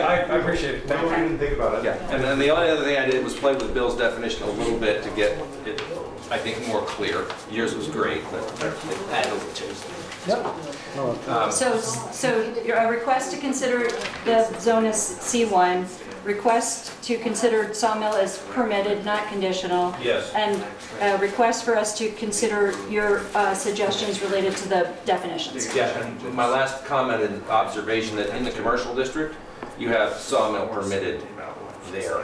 Right. So if this is a mix of commercial and residential uses, I think there's some basis for saying, well, it's permitted in commercial, maybe it should be permitted here as well. Good, thank you. Okay, thank you. Okay, all right, good? Can we keep going? Yes. Okay. Any other input from the audience? From the audience Yeah, I don't know if I want to. on that? So I started with sawmill in Village Mix Yes. as commercial. Got it. That's it for right now. That's where. Okay, okay. I'm Did I good. really, Okay. did I really take it that far? I feel I didn't mean to. No, that's I okay. apologize. That's okay. That's We're okay. good. Okay, good? I'm good. Okay, Put my feet up. okay. All right, I'm gonna keep going. Yeah, Okay, all right. So, first and foremost, let's. I mean, we can respond to any of this or some of Let's start at this? the very beginning, and at a minimum, let's discuss the issue that we all saw as a glaring omission. The exempt uses? No, the sawmill, the exempt uses, did we figure that out? Those Yeah, he should- added them back in. I didn't print out the latest version. Okay, My- well, you're working from the old one then. I know, I'm Okay, just looking at, okay. because, and I also have the one from before that too. Sorry, reference. sorry. And has Okay. Jody seen the latest one? Is that response with that in mind? So, So no, we only had it available to Okay. us on Friday, so that's what I'm So that's what you're talking explaining, about that now. we have Gotcha. proposed adding in sawmill into Village Mixed as conditional. That's what Right. I'm proposing Yes. here to this right, group. and that's Okay. actually what I was gonna suggest, is that we, Yeah. I'm good, that's, Okay. I just want, is we did, yeah. Yeah, So in red is what he absolutely. changed for And Friday. those were the discussions we Okay. had 2 weeks ago, Right. and that's exactly what, Okay, so they reflect, and I thought they had, because Yes. So with that being said, what I'd like to do is just, can we make a motion to accept those changes? yes, That's yes. where I'm going with it. I'd like to. Yes, so let's talk about, so wait a minute, so before we do that, what I wanted to do is talk about what I would consider more substantive topics. I don't think, listing the E is necessarily substantive, if that's okay. I just want to make sure that we go through a couple of different other topics and then maybe look at it as a whole. I was gonna say, just, that was a quick, easy one, we knock it out. and- Okay, do you agree? Yeah, that's my point. Do you agree? Do you agree? Yes, yes, What- okay. What's the question? Which is adding the E as exempt into, For the farm, into the Okay. village mix, and back, yeah, just Okay. adding, finishing on exempt, and that's, okay. I mean, I don't, what I'm, all right, so I want to just keep focusing on the I big don't, stuff. this is what we were talking Got about, it. that's why I was like, let's just knock out the easy. Okay. Okay, so, the other, let me see, let me just keep track, I'm keeping track of my stuff here. We still have quite a bit to do, frankly. Mm-hmm. We had, at the last meeting, discussed input that we got related to extraction from Peaker. And we've talked about, and we talked about at that meeting, and we had 5 of us there in order to proceed with language that would, I don't know if you saw it or not. I read the minutes. Okay. We hadn't yet talked about the language, the exact language, but specifically items 5 and 6, hold on, let me find the spot so I can speak to it specifically. So extraction is section 605. 605, thank you. Okay, hang on, bear with me. Okay. So 605. And Peter asked specifically if we would consider changes to items 5 and 6 related to the current, we didn't recommend any changes to the zoning, to the regulations related to extraction, but Peter brought to our attention the possibility of considering the 200-foot setback in number 5 and the 300-foot setback for machinery in item number 6. Okay, so does anybody need us to, do we need to talk about the exact language? I want to make sure that we captured, I think we did capture what we agreed to at the last meeting, which was essentially to add in the possibility that with neighboring property owner written agreement to reduce those setbacks during active operation. Did you see the new language? No, but I take your word. Okay. What was the issue with that? This is the new language, right? So Peter was saying that. I know, but what was the issue with the, where did I read something, there was an issue about What? getting the permission of an adjoining landowner. Eric's So- comment was that no other, So I doesn't say Eric, the zoning administrator's comment was that no other zone. Use. use allowed. Doesn't really happen in any other situation. Right, no other use allowed for that kind of condition. My argument to that would be that no other use says that you've got to stay 200 feet from your property line. I mean, I can hire the Lathrops to come in and cut my logs right up to the tree that's marked with your property line on it. And that's okay, but yet I can't take another natural resource. I have to leave 200 feet, a 200 feet buffer between me and you, which I think is a bit much. And in certain cases, definitely in the case in my current operation, we go right to the property line and end up with the property all pitching one way and green grass when we're done, as opposed to leaving a 200-foot wide hump down the property line. Right. So Peter, our language is, however, the ZBA may reduce this setback by any amount down to the minimum setback allowed within that zoning district the extraction is located, if the neighboring property owner benefited by this provision provides the applicant with a written agreement to waive all or a portion of the increased setback. I think that at least opens the door to get rid of that 200 feet. Right. And that's all I was asking for. Right, for an active operation. Yeah. Okay. It's good here? Okay? Okay, Yep. good, okay. I just want to make sure we touch on these biggies, and then we can go back to the not biggies. I didn't mean to suggest that E was not a biggie, but I just want to make sure we touch on those biggest ones. Number 6 was just to make sure it didn't conflict, because you had Right. 200 and 300 feet in there, and Right. you added the word 300 feet for crushing equipment. So Right. Yes, I would, We added the same verbiage, correct? yes. The exact same verbiage to both, because again, it's situational. The adjacent landowner may be residential, and yeah, you're gonna stick to 300 feet, but if you're butting up to, you're not even going to be close to 300 feet if the neighbor is that close. Like I I know. said, with Act 250's noise restrictions, you're not going to have an operation. right, Right. so. We made them the same because it made more sense. Consistency was. It just was looking for that statement to be consistent. That's all. Okay. Jody had a question or input about vehicles. Yeah, and then when I went back and compared it to the original regulations, basically, I think you left it exactly the same. We just didn't Exactly. realize it was even in there, which Yes. is kind of Most people bizarre. don't. Well, because again, we've been there 75 years, so Yes. we were there pre-zoning. Right. So, but I think 7:30, storage of vehicles. and then and I think it was mainly for, it wasn't village mixed anyways, it was high density residential, Yeah, well, village residential. Let me look Wasn't again, that let me it? just make sure that we Pretty touched on sure. this. When I because went we back and listed reread it as a topic to follow up. Joel Bouvier had also mentioned it. Yeah, because he would be in, HDR. HDR. Yeah.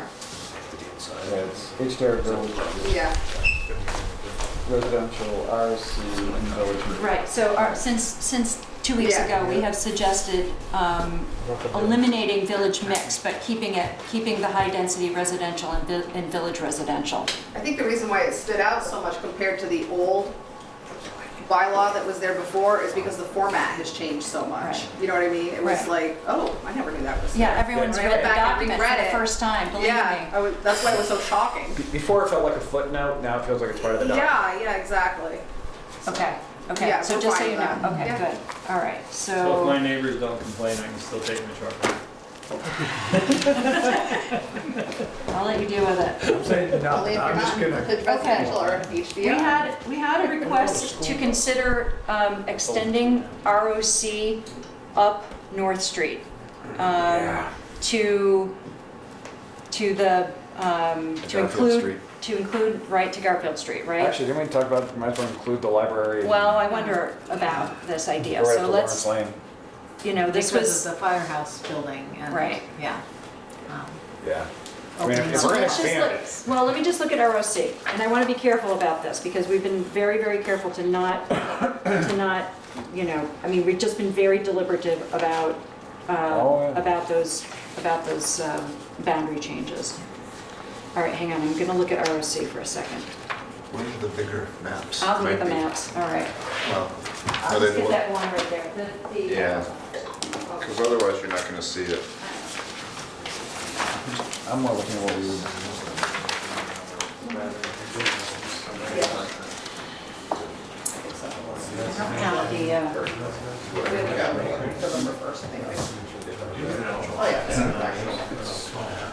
So this is the RLC, Yeah, so you'd so I extend want the to orange. Yeah. But I want to make sure that we have a good reason to do it, and we're doing it for the right reason, if we talk about doing it. So what are the uses in ROC that we have proposed? And let's just remind ourselves of that area. You know, we expanded ROC, right, because we absorbed, sorry, Village Street, yeah. hold on, I have this really great description in my overall, The neighborhood commercial basically got Yes. absorbed into the ROC Yeah. or the block commercial. yes, yeah. Or the village business district. Yeah, so we absorbed neighborhood commercial. So you remember ROC, anybody looking? No, Anybody care? Oh. Okay. remember that. Around the village business. So at this point, it extends, it includes up to a portion of, it's not quite to almost home, it's within the co-housing. It's, what's the big house, the peak? The Peak House? the one with The northernmost house? Yes. That's the Peak House. Yes, you'll remember that property, the three properties are in 3 different zones currently. So ROC on the east side of North Street currently goes sort of right up into that Peak House property. And then it becomes high-density residential. So the next one would be, there's a residential house there, Yep. and then on the corner is that long time, Almost home. It's it's the almost home, building. it's the market. It's the old Bristol Market. And so in high-density residential, we don't currently or proposed allow for, It's really offices is what we, right. I'm looking at the We've uses. proposed, dwellings, obviously, in high-density residential dwellings, home occupation, group home, family childcare, accessory use, educational facility, place of worship, community center, club, B&B, inn and guest facility, nature preserve, conditional dwelling, multifamily, boarding house, retirement community, daycare facility. It basically doesn't include any of the current use. I have an opinion. Okay, My opinion is we should not rezone it. There is an existing use, it's well established, fits in well there. There are residences next to it and all the way down to the intersection. I think that we don't want to encourage other commercial development on that road, on one of our main residential roads in What's town. gonna happen with the firehouse? Yeah, and I look at, that's the one piece I'm looking at is the current well, the fire. request, the input from the public hearing was to go as far as Garfield Street. Yeah, I mean, certainly I understand it that. opens the conversation, but, okay, I understand all that. right, got it. All right. Let me hear from others on this topic, who feel strongly one way or another. If we expand it currently to Garfield Street, the only real property that's impacted is the one residential property between the existing Peak property and the existing Almost Home property. Because Would it be just the front-facing properties? Like, so for instance, we would fill in, I mean, not right on this. So it would fill in that rest of that, the Peak House property, that then- one residence, and then that one piece there, so bring it down, bring the line down. And the reason why I say that is that Be really careful not to do this. the co-housing project Yeah, is already under, yes, PUD, yeah, so that, we already know what that's gonna be. yes, yes, yes, yes, We aren't gonna change that. right. So you're saying it comes down to one house? It's one property that would be affected if we did that. If we, One residential one property. residential property. It is an apartment house. It, Almost It is an home. apartment Yeah. house. It's not a single family dwelling. The Right. house that's just between. adjacent to. In between the Yes. Peak House and the Got it. right, it's one physical property, or one physical building.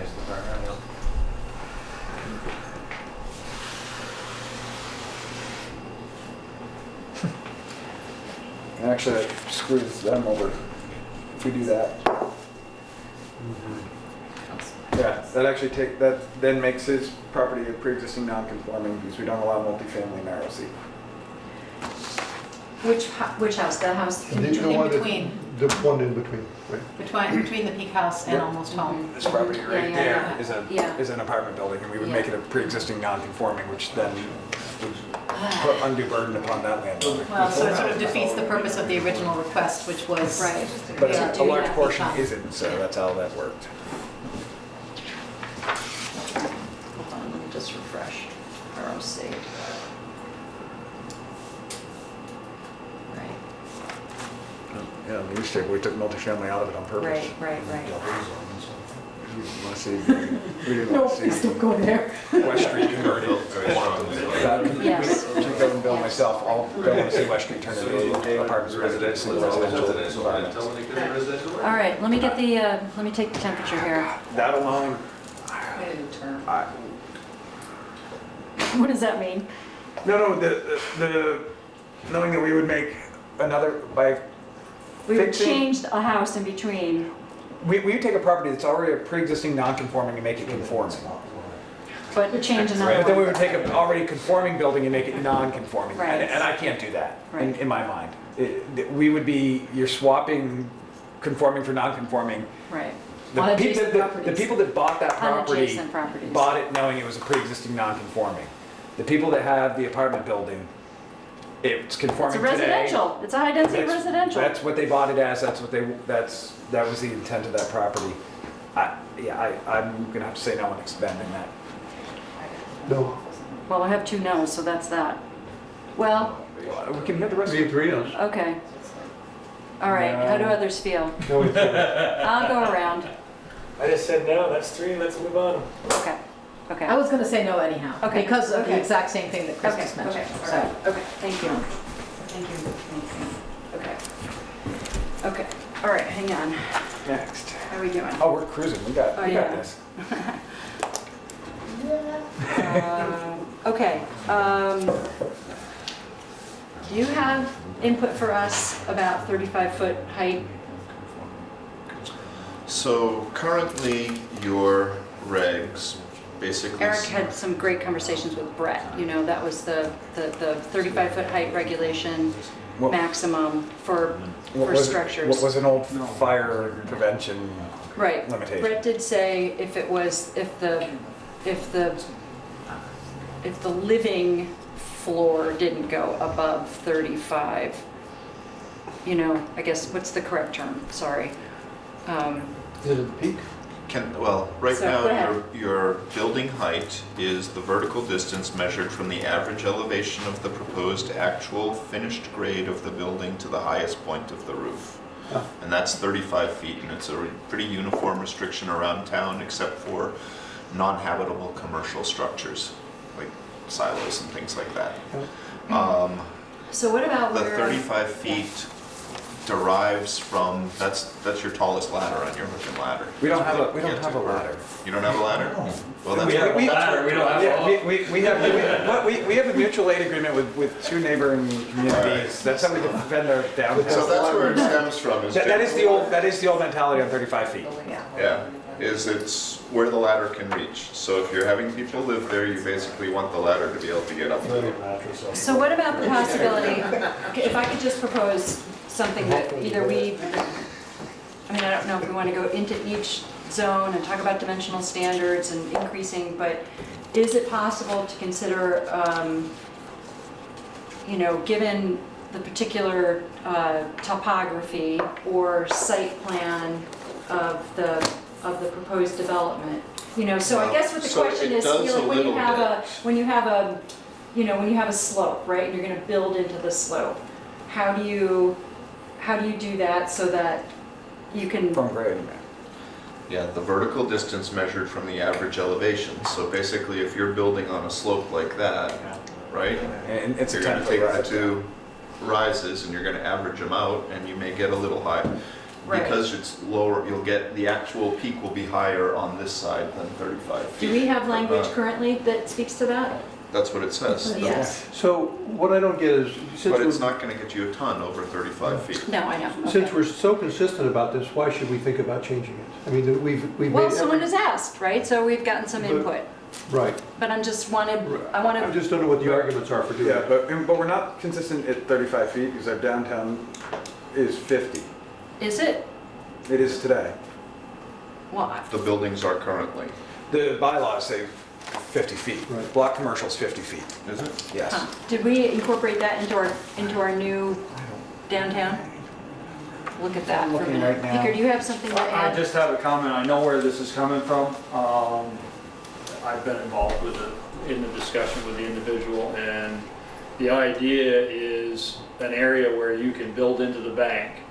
Right. And because of Act 250 doing commercial units or apartments, with, like David was saying earlier, with all your stormwater runoff and your non-permeable soils, to be able to park it underneath the building. So essentially, the front of the building would be open Higher. for the first floor, Ah, yeah. and your dwellings wouldn't start, they would be at ground level on the back. But that raises the issue of when you go 2 stories, that makes the face of that building 3 stories, which Right. puts you over that 35 foot. And I think, So that's why I'm suggesting that, is it possible to add language that, I mean, that depending on the topography or the site plan of the proposal. that would be, I think that would be one way around it if you chose to go that route. Right. If you chose to allow that. And there again, it's a matter of getting these vehicles from being out in the open, Yes. undercover, and utilizing the land to the best advantage, Yes. dependent on the topography, because you're not gonna do it on just any site. You're not gonna do it anywhere here in the village. we had. So, That alone we need.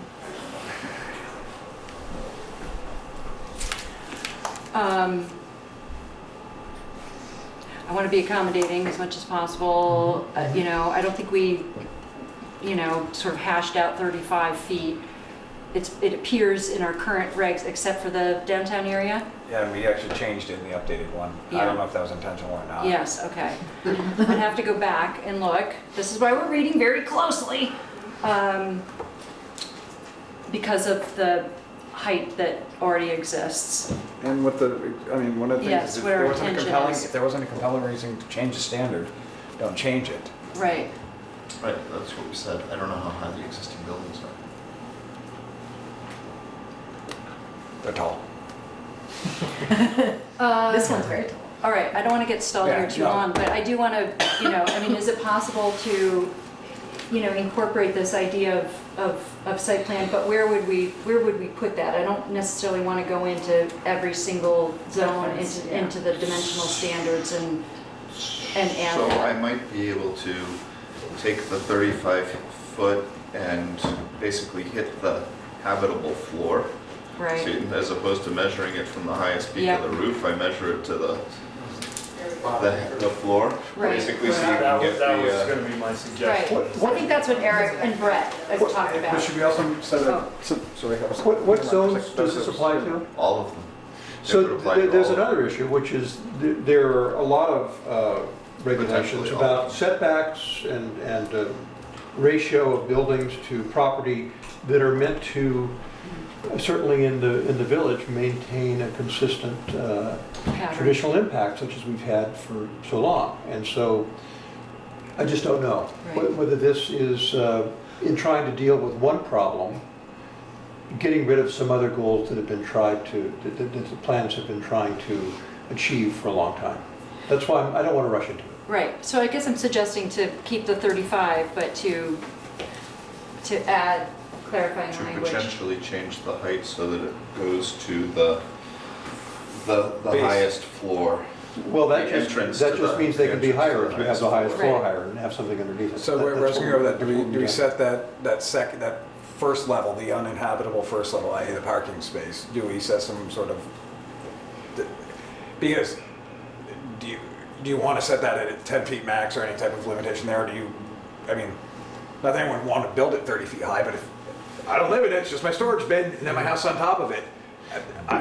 That's the only thing I would be afraid of. I This know. seems to me a big change. Maybe we could talk about, maybe we can think about it and talk about it. I'm Right. uncomfortable with it because it Okay. seems to me to undermine many, many decisions we've made. Okay, along. well, it's been sort of out there for a while. It didn't just come up 2 weeks ago, so we do, you know. Right, but the things that enforce another limitation have been Yeah. out there longer than that.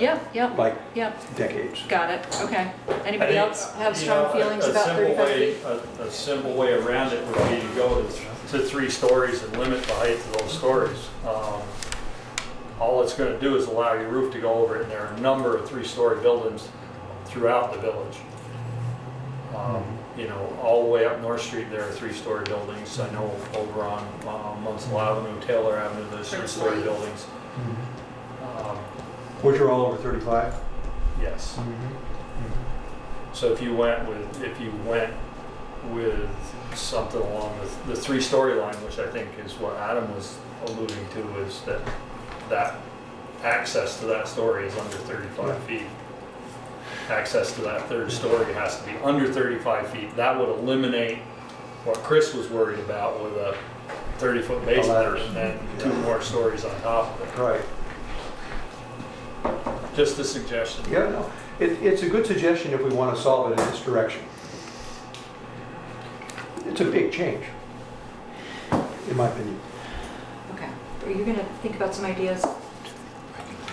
All right, so we will come back to this. Good. All right. Can you also just note that to just figure out why we changed block, Right. The just an village business, I think we made them all 35 feet. I think we made it consistently 35 feet throughout town. So even in village business? it's everywhere.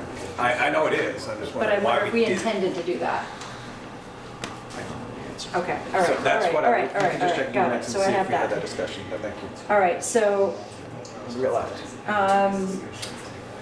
We talked about the elimination of a reference to chain stores in retail 1 through 3. I think that's an easy and probably necessary. All right, 20 minutes. We did all our big ones. So we could, are there any? Were there any other changes in the draft that we circulated for this meeting that responded to things that you feel we should talk about? Right. So we tried to pull out the big ones and make sure we had a conversation about them where we thought there were substantial changes. What I deemed insubstantial changes, pretty easy ones to make. I did it in a track change so that you all have them and can see them. But I didn't want to talk about every one unless somebody felt there was a need to talk about every one. Nope. So. And that's what I'm opening it up for now. So the big things we talked about and sort of set aside, we're going to pick up again. Yeah, in 2 weeks, we're gonna look at another, next we're gonna look at another draft. Yeah. We will meet again in 2 weeks, and I think we'll still have time to convey a document to the select board. Yeah. I think we will. Well, at least We'll have something. we'll have something getting there. My revised draft for you. Bill, are you looking at the document? Are you going through it and looking for anything that might, I am, but I haven't found anything that commands our attention. okay, so you see Adam's notes on the right-hand side, because in some cases, he recommends no change. You know, they're either a topic that has come up, and he recommends no change, and I just want to either point those out or remind people that those are, I'm not calling them not substantive, but I think we've focused tonight already on the biggest things The most important. and received more input for us to consider. That's no ideas to consider tonight. Yeah. But I want to make sure there isn't, I want to know if there's anything else that we should talk about here while we still have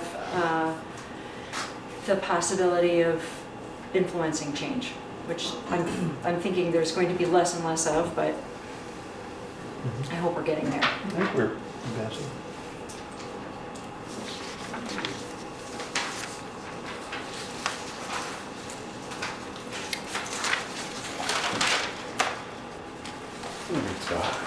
Did you read it online? Oh, God, yes. Okay, okay. Okay, so even the parts where Adam says, I recommend, you know, he notes everything where, just want to, you know, put it out there. We responded to every comment. Some of them. Right. We've noted every comment. Some are literally, you know, questions. Noted.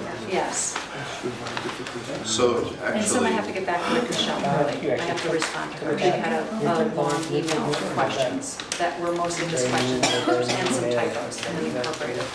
I just went back over my notes from last meeting. I didn't have anything else written down that was substantive. All right, Adam, do you have anything? the only other thing I have is the definition of an in-guest facility. Oh, okay.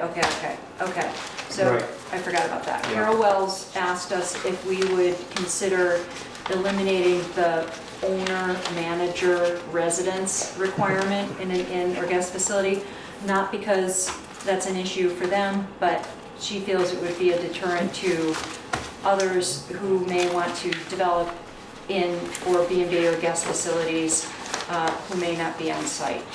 And I reminded her of our interest in not having essentially absentee inn owners. Got it. I don't know that you can enforce, you know, someone living on site, and whether it's most of the time, half the time, all of the time. Anyway, I just wanted to put it out. Thank you for reminding us of that. Can you guys look at that for a sec? So, given the fact that they have raised the issue, if we change that, what would we lose? And what are the, I'm trying to reconstruct why we didn't think that was a good idea. I think we were concerned about,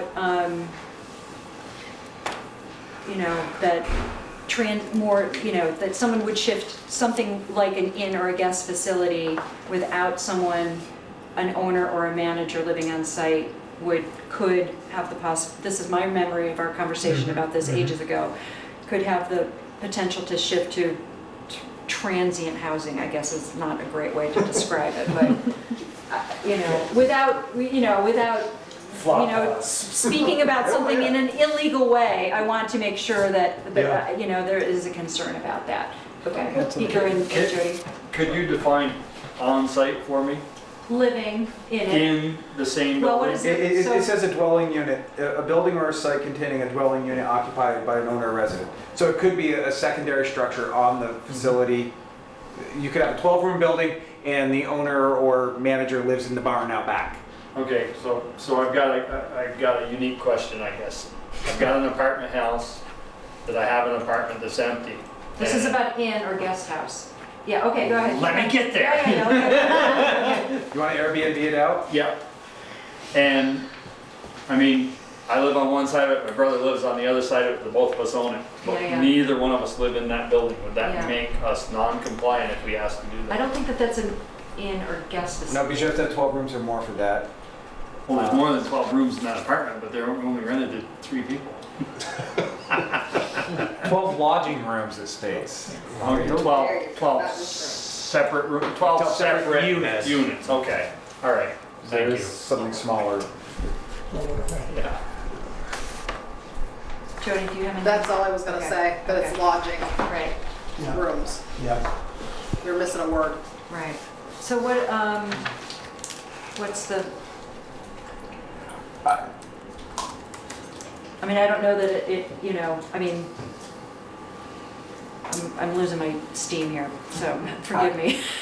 You're asking about potential concerns if there isn't an owner or a manager on site Right. at, and, yeah, Right, B&B guest. right. So someone has brought it up. We talked about it specifically probably 2 years ago. Yeah. And when we And drafted the the, worry is sort of absentee owners, yeah, not the next door neighbor, but it is specific. Right, because the difference between the B&B and the inn is 6 to 12 guests. Yes, okay. So it's that sort of, for the. And that for- B&B has the requirement for on-site, or it implies it, or, It's located on owner-occupied, single-family residential property which provides more than 6 rooms for occupancy by transient guests. For compensation, which serves meals only to overnight guests and is not to the general public. and then inn and guest facility. I gotta find that one again. Is a building or site containing a dwelling unit occupied by an owner or resident manager for which not more than 12 lodging rooms are offered to transient guests for compensation from which meals may be served to guests and the general public. Okay. So it's really between An inn and or a guest facility. I mean, we got. a B&B versus a motel. I mean, Right. it's really what we're talking the difference of. Right. And we thought about this really hard. I mean, we've seen too many, I mean, you drive up and down Route 7, and this is where we discussed this, of the old motels that were flourishing up until the 70s that are now derelict. They've been converted into efficiency apartments, and where the owner probably really doesn't care. You look at the grounds are deteriorating, and that's what we didn't want to see happen. If somebody wanted to build an inn or something of that size, we didn't want to see the long term that it could just Right. become derelict and become. Or someone living there could let it become derelict too, but, you know, I mean, it is making an assumption, basically. Right. It's making an assumption that if you are Not- occupying it, then. That it- If you're gonna look at it and live near it, you're less apt to let it become an absolute hole, for the lack of a better term. Okay, if we're not feel strongly one way or another, we're leaving it in. I'd leave it as is. Okay, all right, that's sort of the mode right now. yeah. I agree. Okay. How are we doing? I'm running out of steam here. This is a super long day. Should have coffee. I'm running out of voice. Okay, Well, we've done our list. Yep. I'm going to take it away and send it to you by email over you. all right, we're gonna close. Yes, Okay, I think we are. I think we're in a good spot. okay. Can I give you one other thing? I read section 352 and I couldn't understand it, so I did my best to write it in a way that I think I understand. We thank you. And I just, if you agree. So this is, Yeah, you just keep on stealing this stuff, man. Grab it. Okay. ready? Thank you. Yep. Okay, 322. I'm gonna make sure we have. This is the it. one you should see if it's better. Okay, all right, I need need a motion to, I'll make a motion to adjourn. Second. all those in favor? Aye. Okay, thanks, everybody. Thank you. Thank you. Thank you for very your much. patience. Thank you.